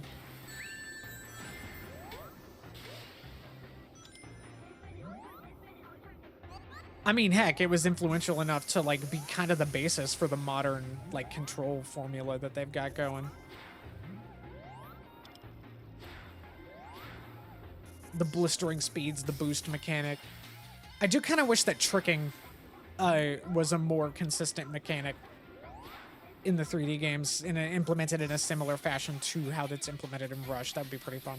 I mean, tricking exists, kind of, but it's very, like, context sensitive, and it doesn't really, like... I mean, like in Frontiers, it exists, but it kind of sucks the way that they did it. We got a big Badnik. I think that's a new gimmick. I don't think that was in... That was definitely not in the original. I've definitely played Sonic Rush enough times to know that that was not the thing. Not a thing. Ah!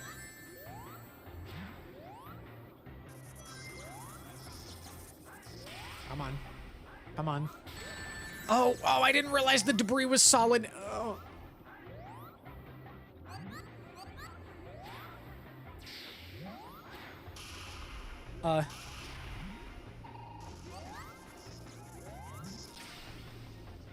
Okay. All right, there we go. We got the mines. Sonic yearns for the mines once again.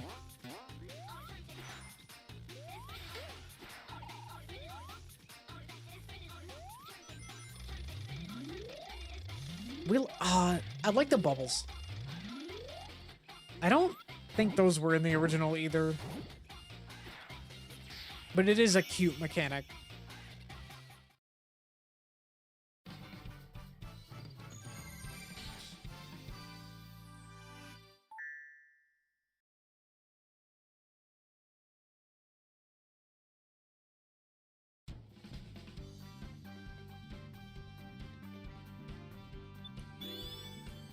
It's Wawa Place. Everybody, it's Wawa Place.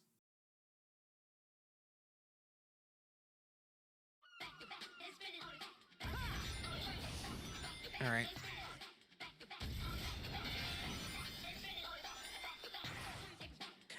Okay, another thing. One thing that I kind of don't like about the modern Sonic stuff is the way that they implement like the audio filter when you boost. Surely there's a better way to implement the something like that. Like for goodness sake, instead of like drowning out the really well done music with like a nasty filter, have it add instruments. They do that for one zone in Sonic Generations proper, and that's Green Hill, and then they just abandon that for the rest of the game. But I feel like if they just like embraced that wholeheartedly, just remove an instrument unless you're boosting, that would like give you more tactile kind of like feedback incentive to use it, to always be boosting, just because it's like, you know, to get better at the game, use it more, you know, figure out how to maintain that state as long as you can, because that's what gets you to the end faster. I'm just kind of shocked that they've like not wholeheartedly embraced that. Instead, they fall back on this kind of mildly irritating filter. I knew that was coming. There we go. Oh no. Oh.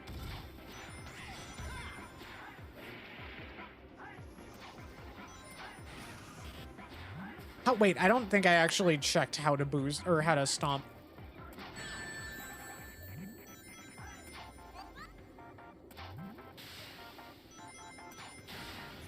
Oh no!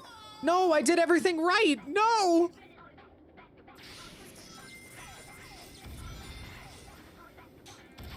Who the fuck thought it was okay to put that there?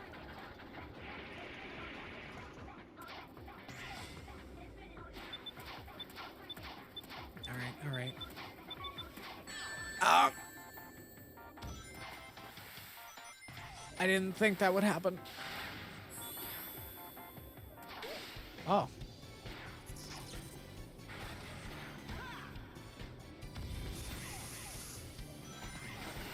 Oh. Right, this little spot. Okay, so you hold down and press jump while you're in midair. That's a little strange. We do have more than 2 face buttons here to work with. I'm not really sure why they opted for that instead of just using one of the other buttons.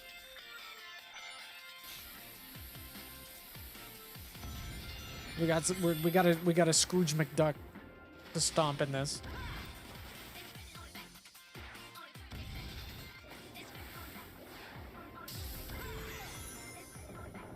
Oh, I didn't boost into it. No, I get sent to the lame path. Oh, okay. I thought I was gonna die. I know it's kind of a meme that Dimps loves their bottomless pits. Honestly, it's kind of easy to see why that's a bit of a meme. But You know what? They were kind of merciful there. Thank you, Dimps.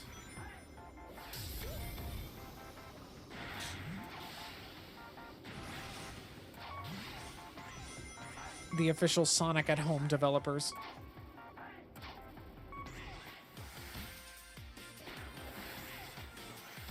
Oh. Am I supposed to hold? Okay. I just hold right. Oh, no, no, no, no. Oh. Oh.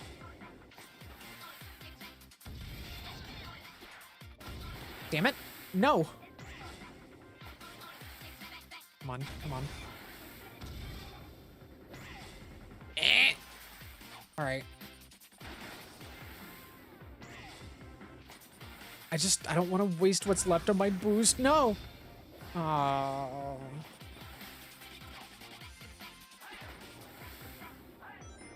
Okay, well, there's a little bit. I will use it wisely. There we go. All right. Oh, and that was my final test. I'm good at video games, I swear. Shut up, D. Sonic points directly at the D. Look at the size of that D. It's just begging to be climbed. Imagine the view. I need to stop doing that.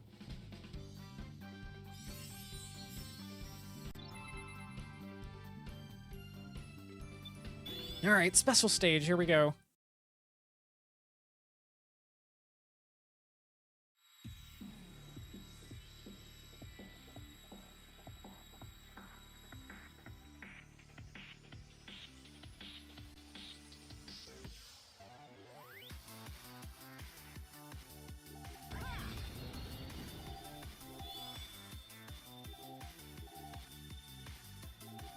We're doing this. Again, like, decent, consistent analog control in these special stages. That is, like, all I ever wanted. I know I keep harping on this, but it's just, it feels like a miracle after dealing with the weirdness of Heroes itself. Heroes is a weird game. A cool game. I definitely enjoy Heroes. I do feel like there's a few things that bring down the experience. A lot of them kind of movement related. I do, you know, there have been rumors lately. From like, I guess some kind of consistently credible sources or something, that Heroes might be getting some kind of refresh. I don't know if that means like an enhanced port or like a soft remake. By which I mean like the same game design, but just like a new visuals and more polish type deal. I don't know. I would be down for it though.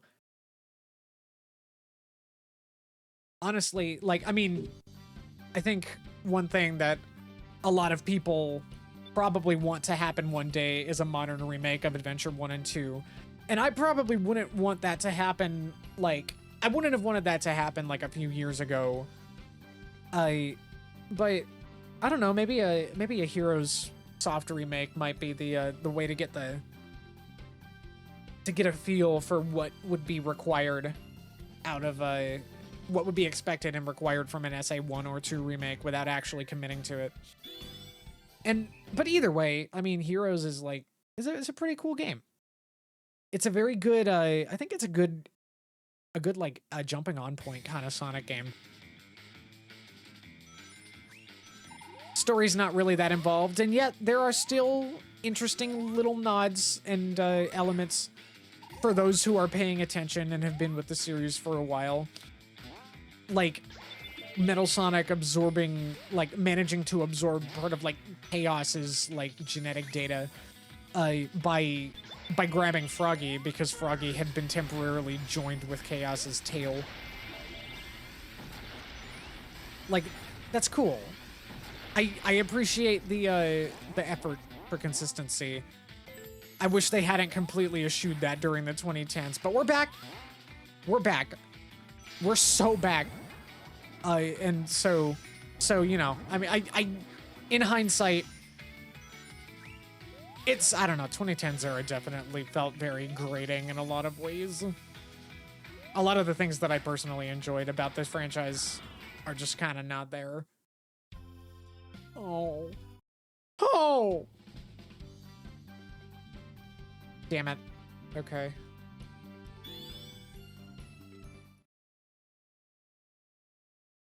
This is the last, like, real standard act of this.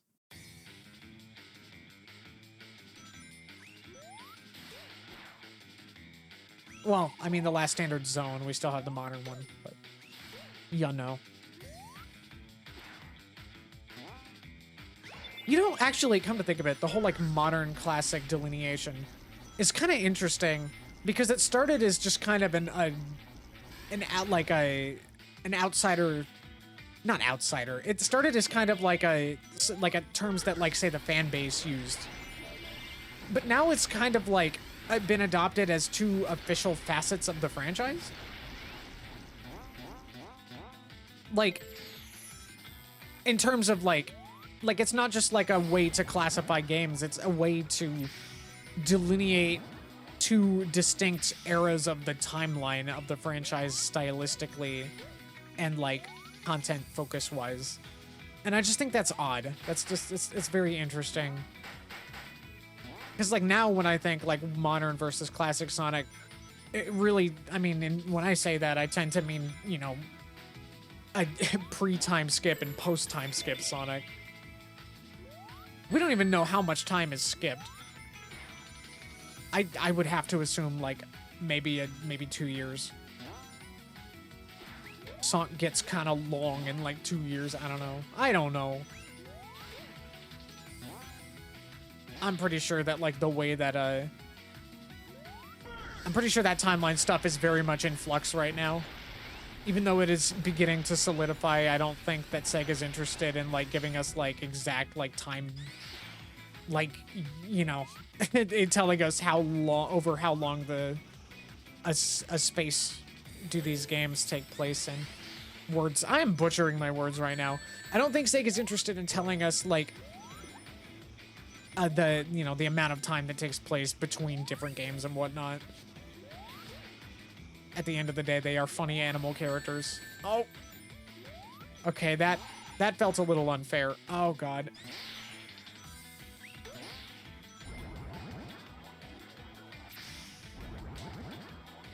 You know, I gotta say, Tropical Resort is fun, but oh, why couldn't we have gotten Aquarium Park? Like Planet Wisp and Aquarium Park, I would say, are like the two big, like, best picks.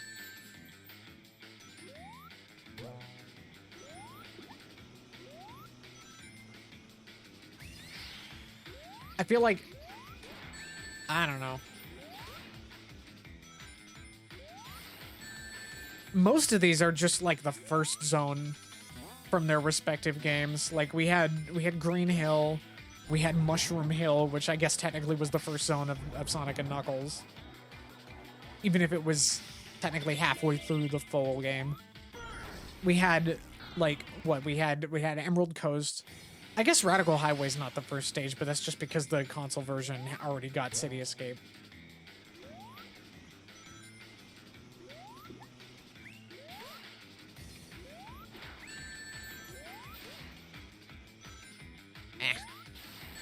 Oh no.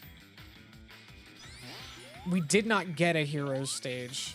Well, okay, I guess it's not all intro stages.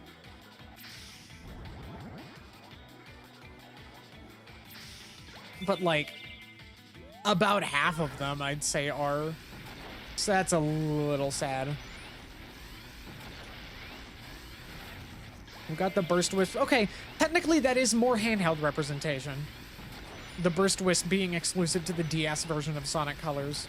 That's not really like, I feel like that doesn't quite count as like, you know, the kind of handheld Sonic representation that we really wanted out of this. But I don't know, it's cute. Sonic Colors on the DS is another interesting simul-make companion game type deal. I think that was my last one. Oh. Right. Oh boy. Okay, all right, we're doing this. We're lock in. I didn't lock in enough.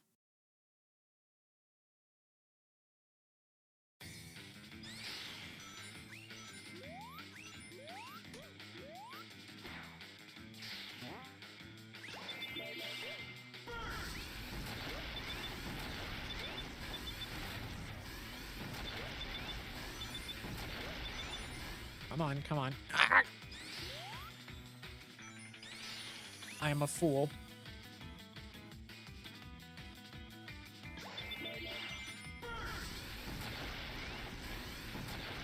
I'll show you my burst, all right?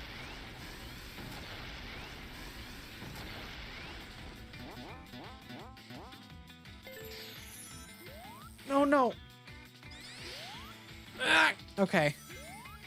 No, no. No. I played myself. Now I have to get vored by Tiki Totems. Or whatever they are. Button. I don't like that. I don't like the way that those function. Okay, yeah, take me this path. I think I got stuck here the first time I played this too, all those years ago. What a mess.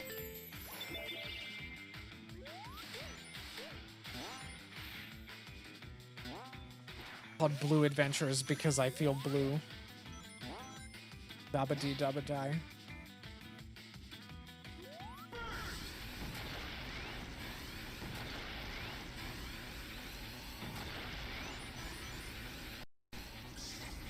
Whoa! Okay. Spinning teacups of doom. I mean, we've had spinning teacups of doom once, right? Before this, we had that was Sonic Unleashed had that. I think yeah. There was like a werehog fight segment that took place on those. It's kind of wild that like Eggman's like biggest grand gesture expression of like what he wants in terms of like others' admiration for him that he wants from people is like a theme park. I feel like there's some unresolved trauma that I don't know. I can't help but feel like the whole theme park thing is stemming from there's something going on there. What happened? What happened to Eggman? Ah! Well, that's irritating. There we go.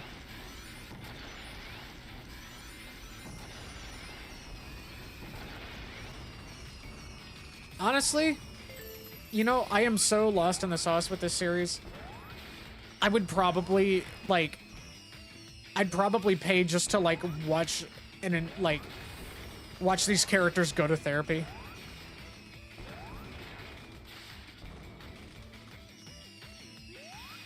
Like, I wouldn't bat an eye. I would just accept that as something that I would want to spend money on.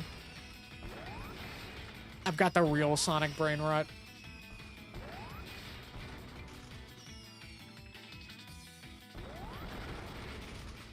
Although Eggman especially, I want to know what his deal is. I want to know more about his baggage. I want to psychoanalyze Eggman. So I feel like there's a lot to unpack with him.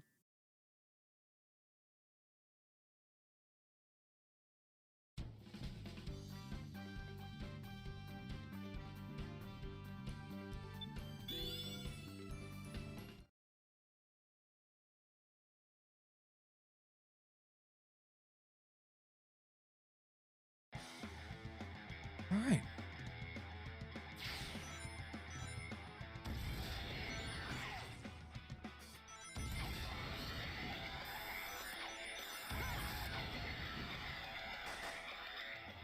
There we go.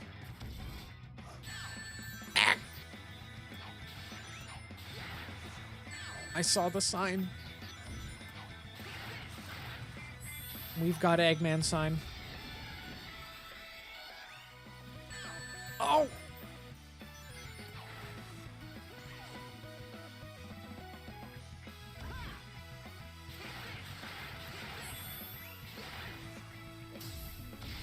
I missed.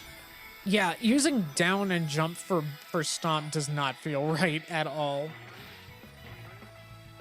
Not sure why we didn't just use, like, A.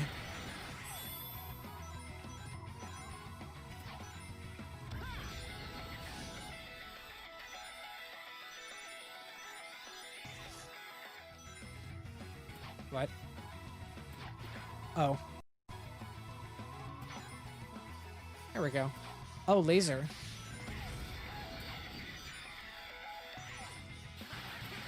There's laser wisp. I want to use laser. Again, like, I gotta say, this is a pretty solid modern Sonic game feel here. I wish that the screen space wasn't so rough. Wait. Laser. We're going. We're going. I'm so glad. I choked there. I was really worried that I was going to not understand how to aim it correctly in this game and just ruin it. Thank goodness I did not. I am thankful for that. Oh. Oh.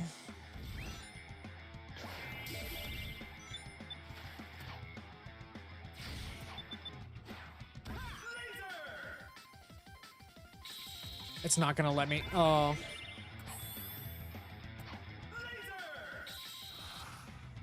There we go.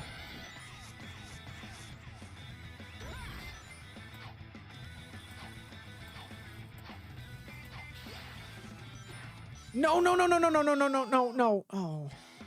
I wanted to stomp, and then I panicked because stomp is not the button that stomp usually is, and oh.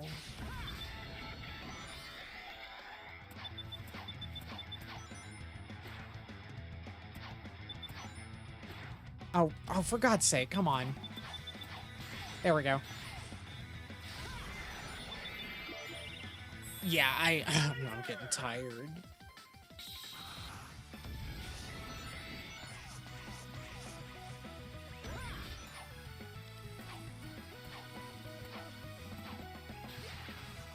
All right.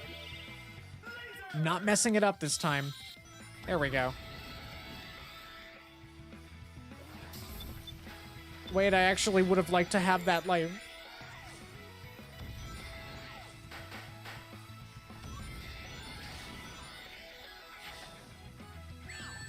Oh, God.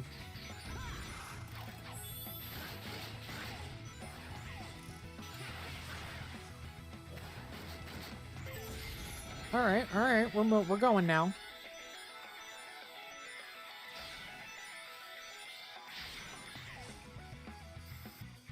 Oh, whoa. Hey, we got rails. I mean, we had a little bit of rail grinding in Mushroom Hill, but like a dedicated rail grinding switching segment in this little side-scrolling 3DS game, that's kind of neat. I appreciate that, as basic as it is.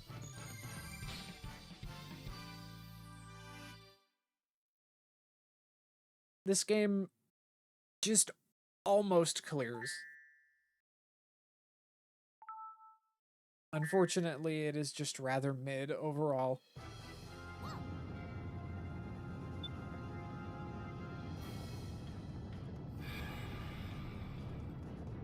Oh! Yeah, there it is again.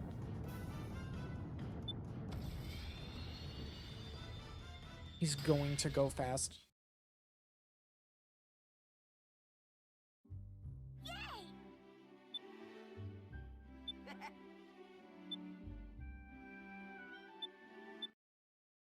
Please tell me they're not gonna just give him the boost.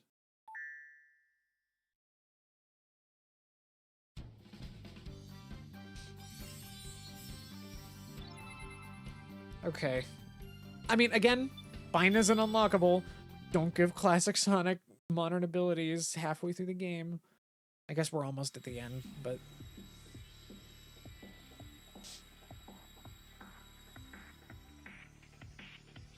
He's going. There's something about that specific running animation that's very funny to me.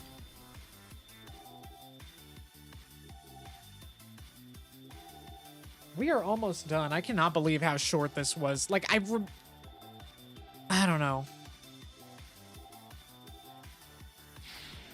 Then again, the main game also felt very short to me the first time I played it as well. And that was when I was like a kid.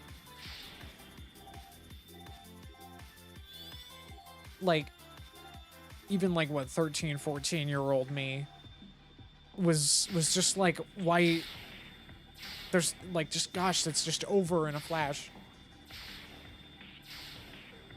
I remember like following the hype cycle for Generations so closely, probably to my own detriment, because I got spoiled on every piece of content in the game because of all those like weird leaks that happened.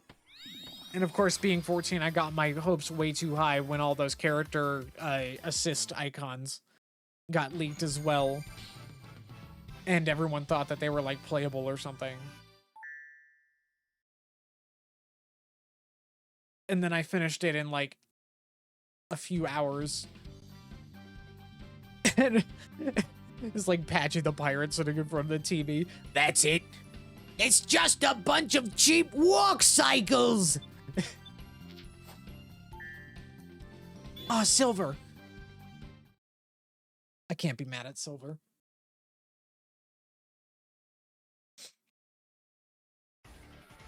Yay.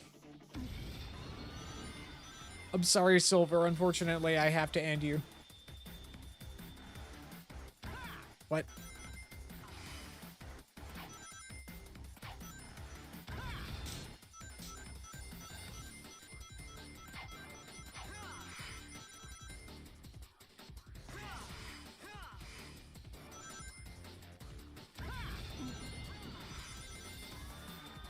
I probably should have jumped there. That is fun that they did remix the rival battle theme from 06 here. Like, it's weird how they were like just willing to do 06 stuff. Then again, you know, 06 is probably the reason they were so reluctant to acknowledge any story elements of the games that they were drawing from. Oh, that's kind of cute. Boosting through rings that are like off on the Z-axis magnetizes them to you. That's cute. I like it. I feel like that's kind of neat. I'm surprised that that's not used more. That was like a straight up tie. Once again, fine. You know, I'm not complaining. We take those. I'll take it.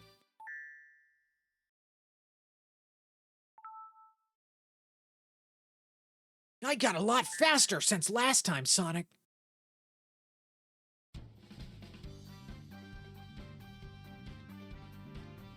Does Silver even, like, know where he is? Like, is this actually Silver, or is this some other weird thing? Because, like, I mean, like, after 06, his timeline... You know, I wonder, is that... I wonder if, like... Oh, I don't know. I don't know what context there would be to fight the 06 Silver timeline, like, timeline Silver. But I know that, I mean, you know, he's already teamed up with Sonic by the time that he's done with that. So, I guess, I don't know. I'm thinking too hard about it again. Damn it. Okay, if I boost into it, it dissipates.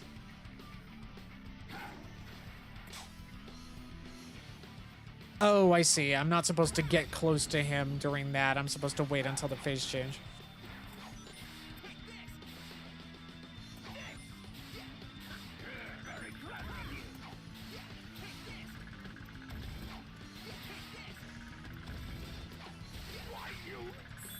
Yes.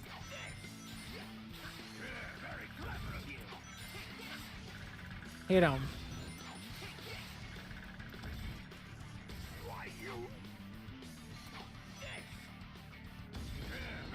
Really good music track again.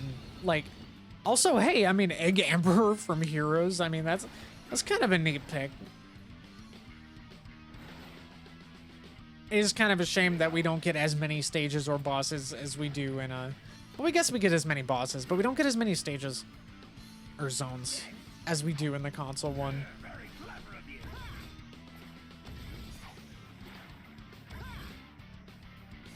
Am I supposed to do something specific here? When he dashes over, am I supposed to hit him somehow?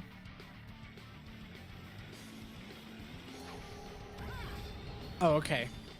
All right, we're back here.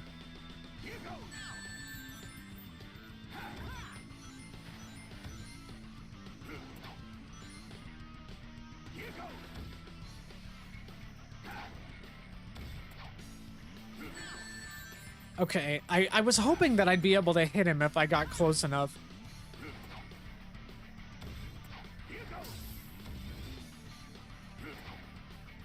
But I guess not. I guess it just wasn't meant to be.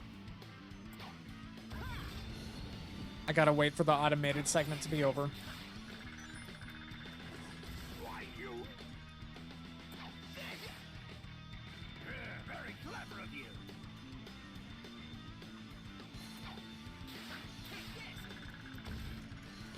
Why, you? Okay, I just wait for him to get in the middle then. Very clever of you. I don't know. I'm not really feeling this boss fight all that much. It feels like it's not really asking much of me. Why, you? Very clever of you. Although, I mean, you know, bonus points for the Eggman dialogue spam. Very clever of you! I mean, that's a new one. Very clever of you. We love the Eggman dialogue spam in any and all forms. Why, you? Very clever of you. Considering that, like, the Frontiers prequel comic kind of lampshades that as, like, a thing in part of a joke, I wonder if that implies that Eggman canonically likes to say these phrases over and over again. Listen to me losing my mind over the smallest details as if it implies some kind of canon thing. I've been ruined. Like, this franchise has in recent years validated my curiosity about that kind of stuff. Very clever of you. Oh, I haven't hit him once. Okay, I see. I'm supposed to hit him when he charges out. That's what it is. Am I supposed to boost through him? God, I was just kind of like not thinking that whole time. I forgot there's a health meter right there. I've got the Sonic Brain Rot. Very clever. There we go.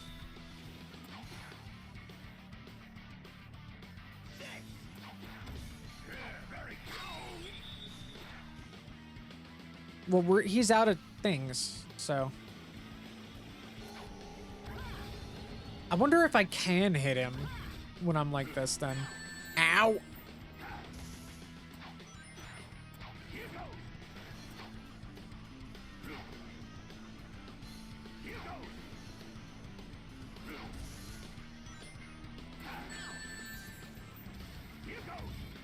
Come on. Missiles. Oh, I can homing attack those. I see. Oh, no. Oh. Oh. Oh. I don't want to talk about it.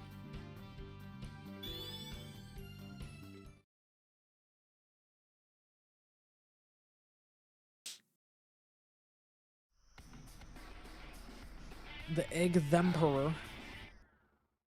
I still don't want to talk about it.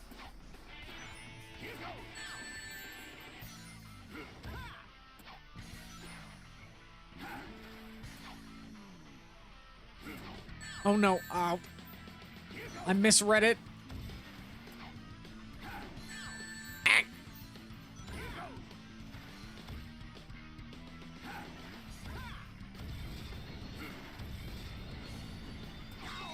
Oh, I can hit him. All right.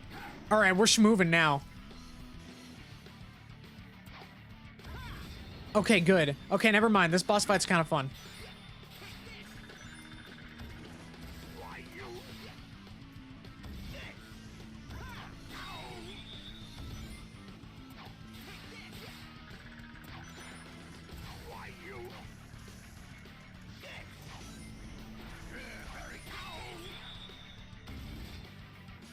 There we go. Okay. So there's just a certain amount of times you can actually hit him before he goes back to this.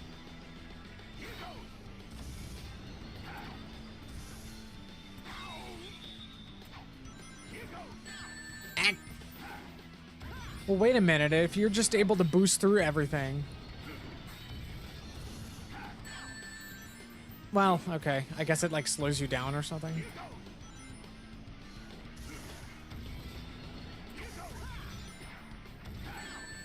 Damn it. No. Aw. I wanted to get him.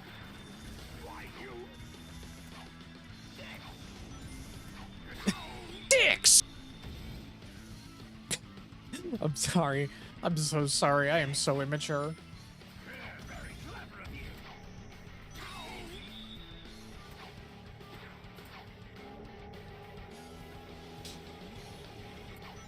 I want you to eat a bag of them, Sonic.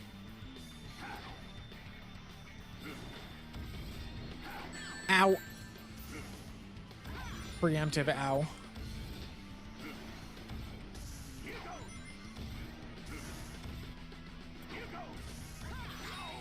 There we go. That, okay, yeah. Alright, that's satisfying. This boss is kind of good. Credit where credit's due. Oh. Now he's shooting projectiles.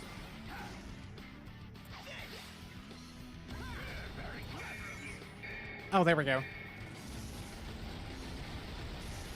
I like that lumpy little low poly Eggman that's kind of fused with the orb in the cockpit there. Very creative. Hey, I mean, Ez. Very good. How could this be?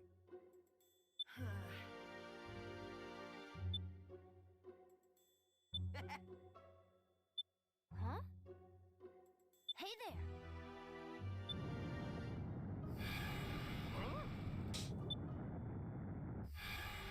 Why is he acting all scared? Aw.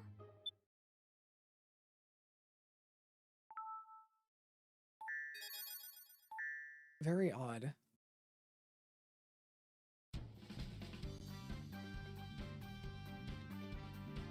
Oh, wait. Getting S ranks, is that what gives you the missions? Is that what it is?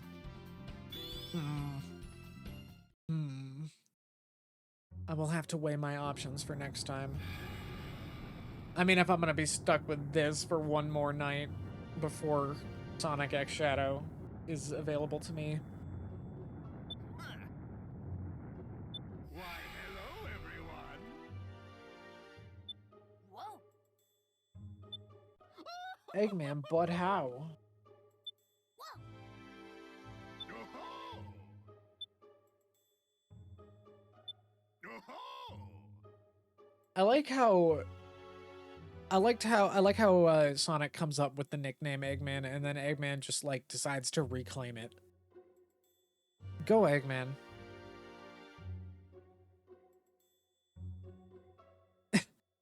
Oh gosh. Very good.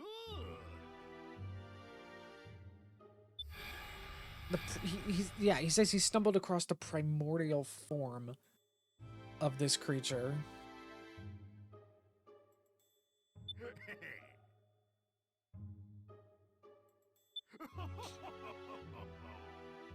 That's very, I don't know. It's just, it's kind of odd. Like, I don't know. I have thoughts about the origins of the Time Eater, but as I mentioned before, I will probably save them for the real deal stream. Alright. Oh god. These faces, once again, oh my goodness, these facial expressions are very odd. I like that. Very good.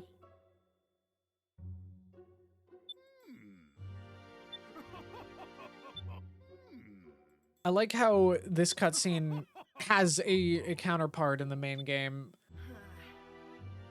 But we've got in this version we have like this just kind of like low stakes hijinks music going on through here. There's 2 Sonics. Oh, Sonic! Oh!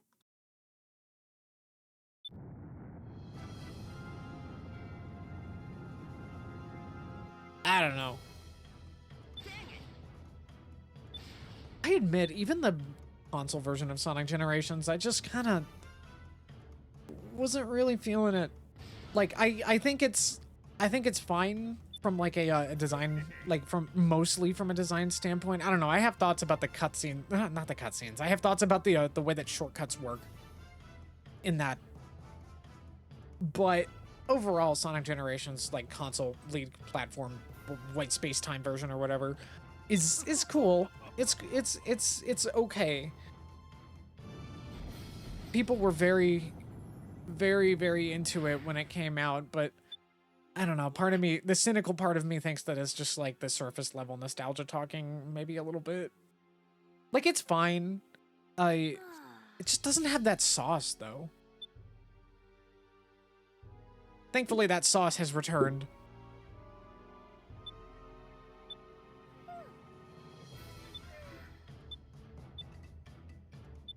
We like the sauce. Oh my goodness, please. How could this be? How could they not have accounted for Sonic getting the Chaos Emeralds throughout this? Looks like fun. Let's do this. I don't know, maybe they just assumed that this time pocket just, they wouldn't exist in this time pocket or whatever. Here goes. Come to think of it, what time are the emeralds from? Are they omnipresent throughout time, or is it like, were they taken from like a specific point in time? Where were they before this? Did Sonic or just somebody just have them? Take a look. It's in a book. Reading Rainbow. I'm so sorry. Take a look. I mean, I definitely like me some Eggman dialogue spam, as I previously mentioned, so...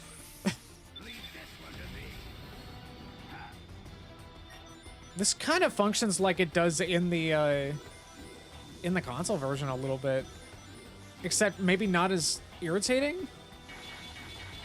I don't know, I remember feeling really irritated. Oh, crap. That was a quick time event.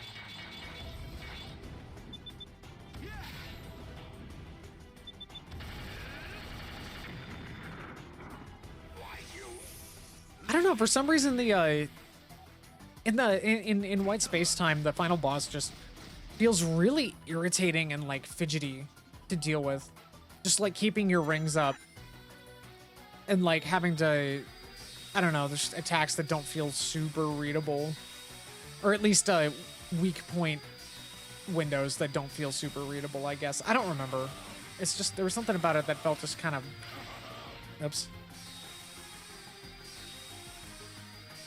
I need to just like use my brain a little bit. Just a little. It's late. I need sleep. But Brian says I must play mid. We live for the mid.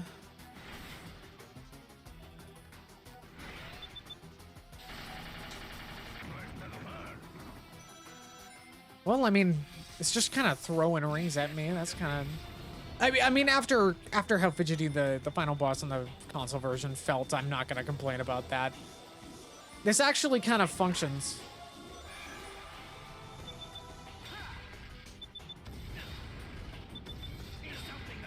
Oh, I see.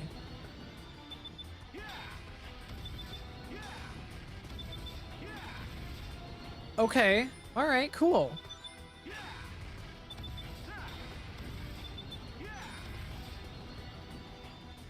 Cool.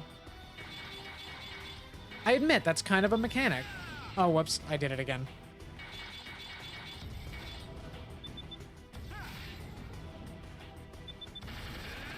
There we go. Why you?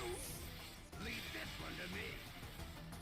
I will say, I am frankly shocked that the that no version of this game had like a cool vocal theme for its final boss, or even like anything that, like, I don't know.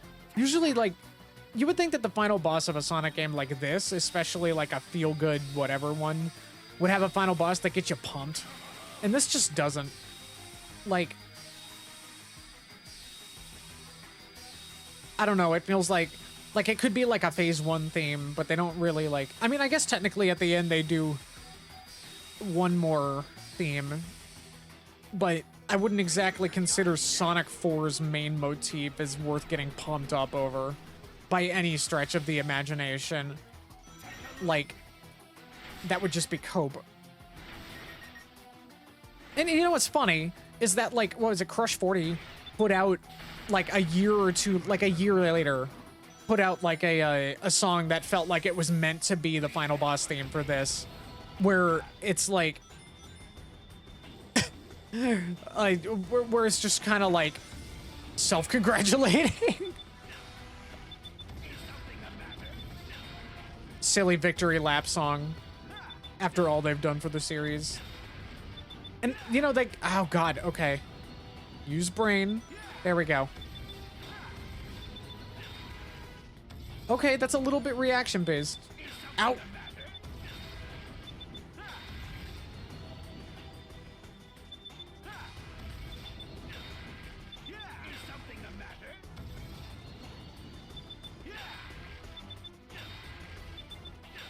Ow. Okay, you know what?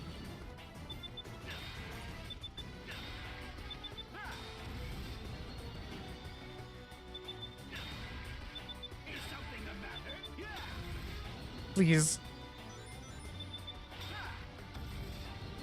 There we go. I don't know. I don't know what I'm being... Oh. Aw. I mean, I think this is a better final boss than the console version.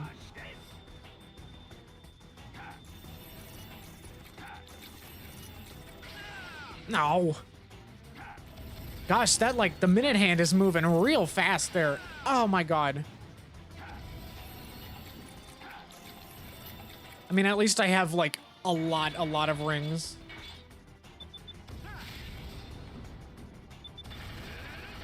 There we go.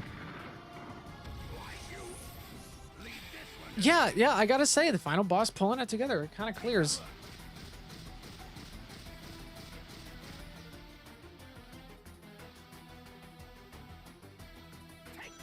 God, imagine if they put Crush 40's Sonic Youth in Sonic X Shadow as the final boss theme for Sonic Generations, like just retrofitted it in as like a phase 2 theme. And then everyone assumes that, oh, I can't believe Ian Flynn wrote this song, and it's like the song that existed. Like, just they blame him for that because people are really like weird-brained about about referencing previous games, even in the Sonic game that is entirely about referencing previous games.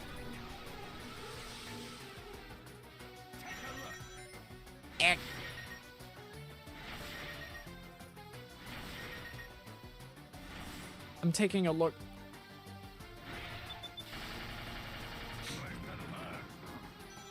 Worse than a what? I have no idea. What is he saying? Worse than a burn? Worse than a bird? I have no idea.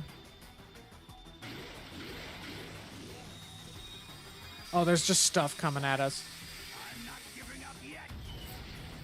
There we go. Fun. That was actually kind of a half-decent boss. Decent way to end it. Very mid-game. Oh gosh. I guess it's just more fascinating that this exists than anything. Yay! Tails slides it in from the right. Hey! Haha, time travel. Stop hosting about time travel.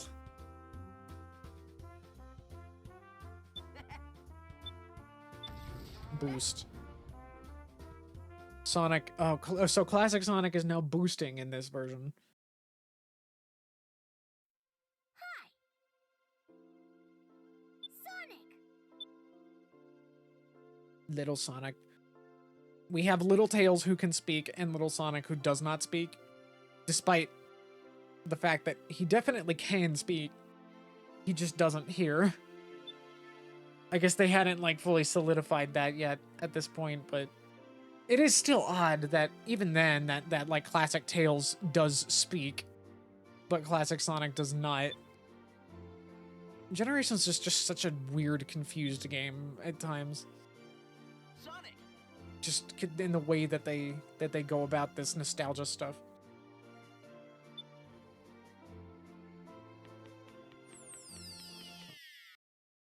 Like, yeah, it looks like Sonic and it sounds like Sonic, but like it doesn't act like Sonic. It's missing the sauce. Which it's like how all the Disney stuff feels in Kingdom Hearts. Oh gosh, that might. I'm kind of glad nobody's watching this. That probably would have pissed a lot of people off. Dimps.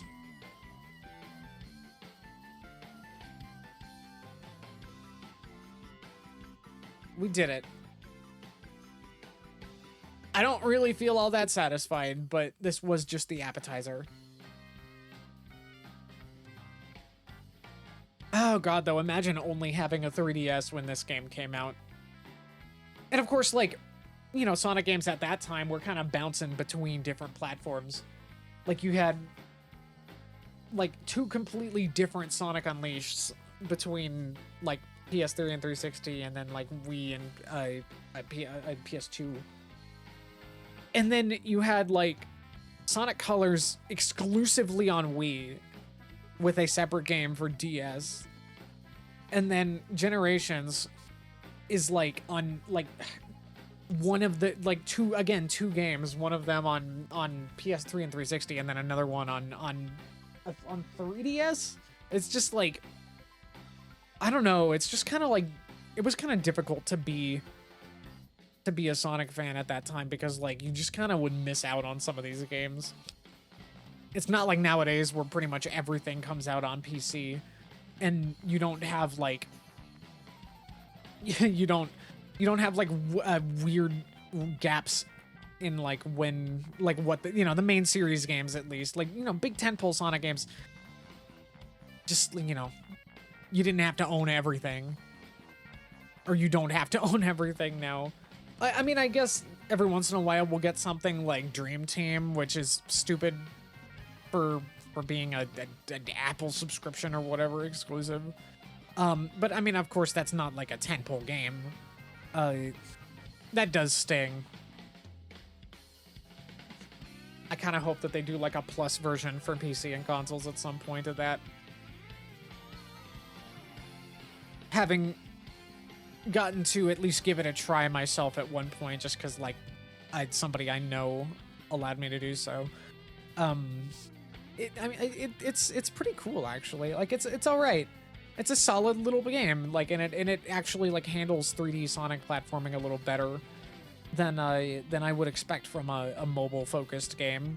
In fact, in some regards, it feels maybe a little better to move around just at a base level than it does in something like Frontiers, which I hate to say, but, like, I mean, Frontiers is just, it's a very, I don't know, Frontiers doesn't feel very polished. I don't think that's terribly controversial to say. It definitely needed some more love and care and probably more staff. But hey, it did well sales-wise, and Sonic Team bulked up, and now we've got some cool stuff around the corner here. I mean, technically, people have already played Shadow Generations, and I've been hearing only good things about it, pretty much.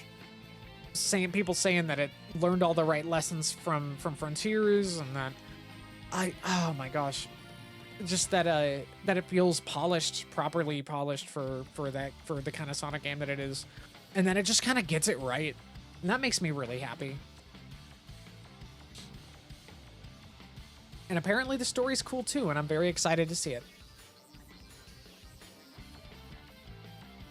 I do kind of wish I could skip the credits. Not that it really matters. All right.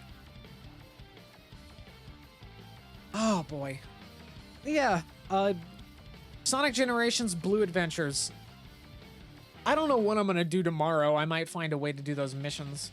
But this is certainly a start to the Sonic Generations experience week that I have lined up here.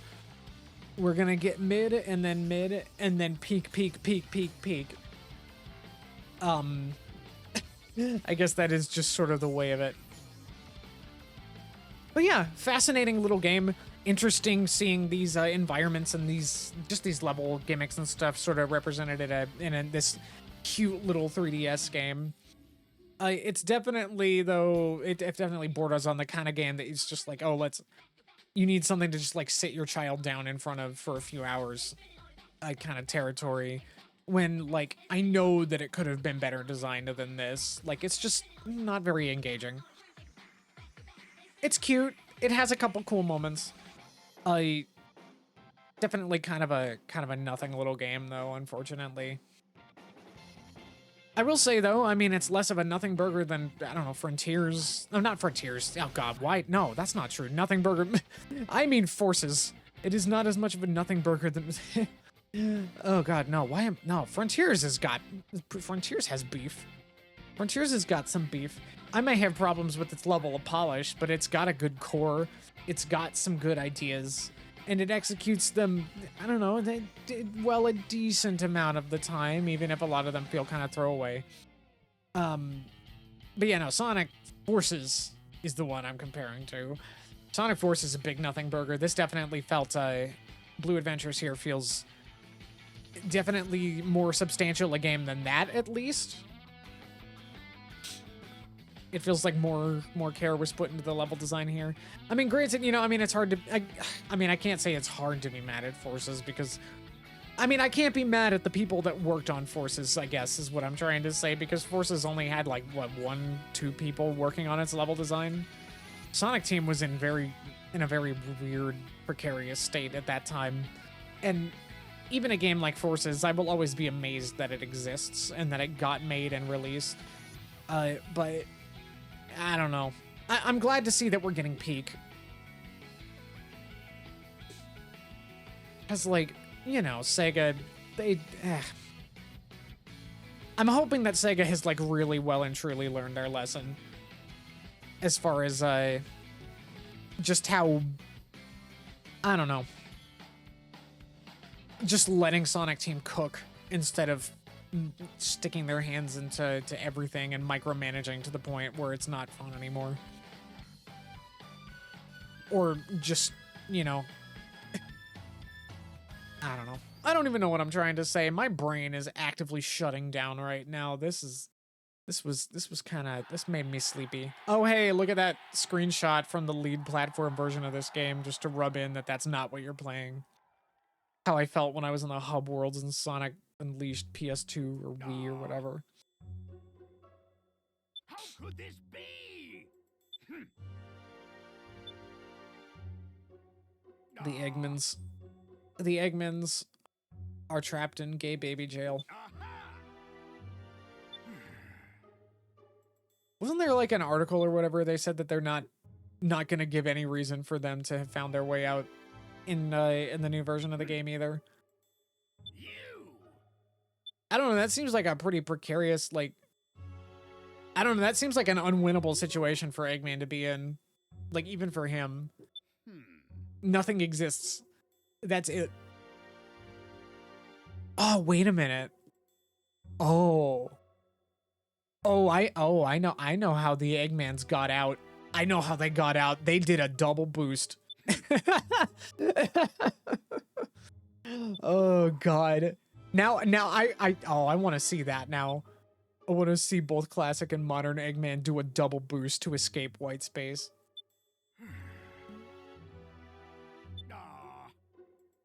God, I can't believe nobody's done that. Like, I can't believe nobody's like made like a shitpost out of that yet. I might have to do that myself. Mission.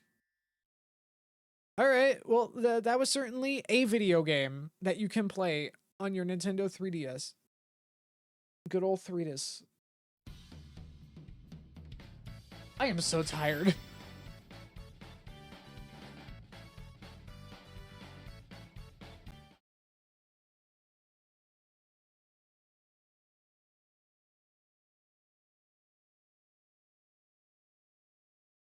All right.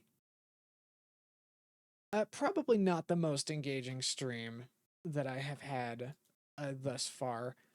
Probably not going to do a highlight reel of that one. But you know what? It was still an intriguing experience, if nothing else.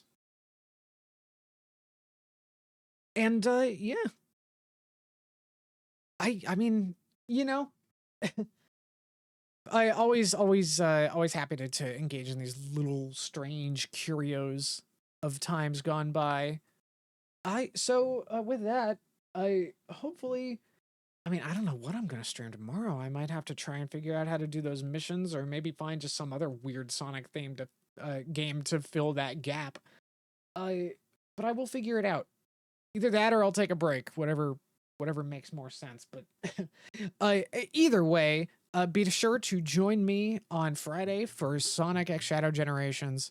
Gonna be going through the going to be reacting live to the well, I mean, yeah, gonna be reacting live to the animated short. Gonna be reading through the Gerald's Journal lore booklet thing, which is pretty much the reason why I'm having to wait until the 25th to play anyway. Gonna be actually playing through Sonic Generations, White Space Time proper, and then finally ending it with Shadow Generations itself. It's gonna be a whole thing, and it's gonna be peak. I'm excited. Be excited. It'll certainly be more interesting than this. I'm sure of that. So with that, I have a wonderful, wonderful night.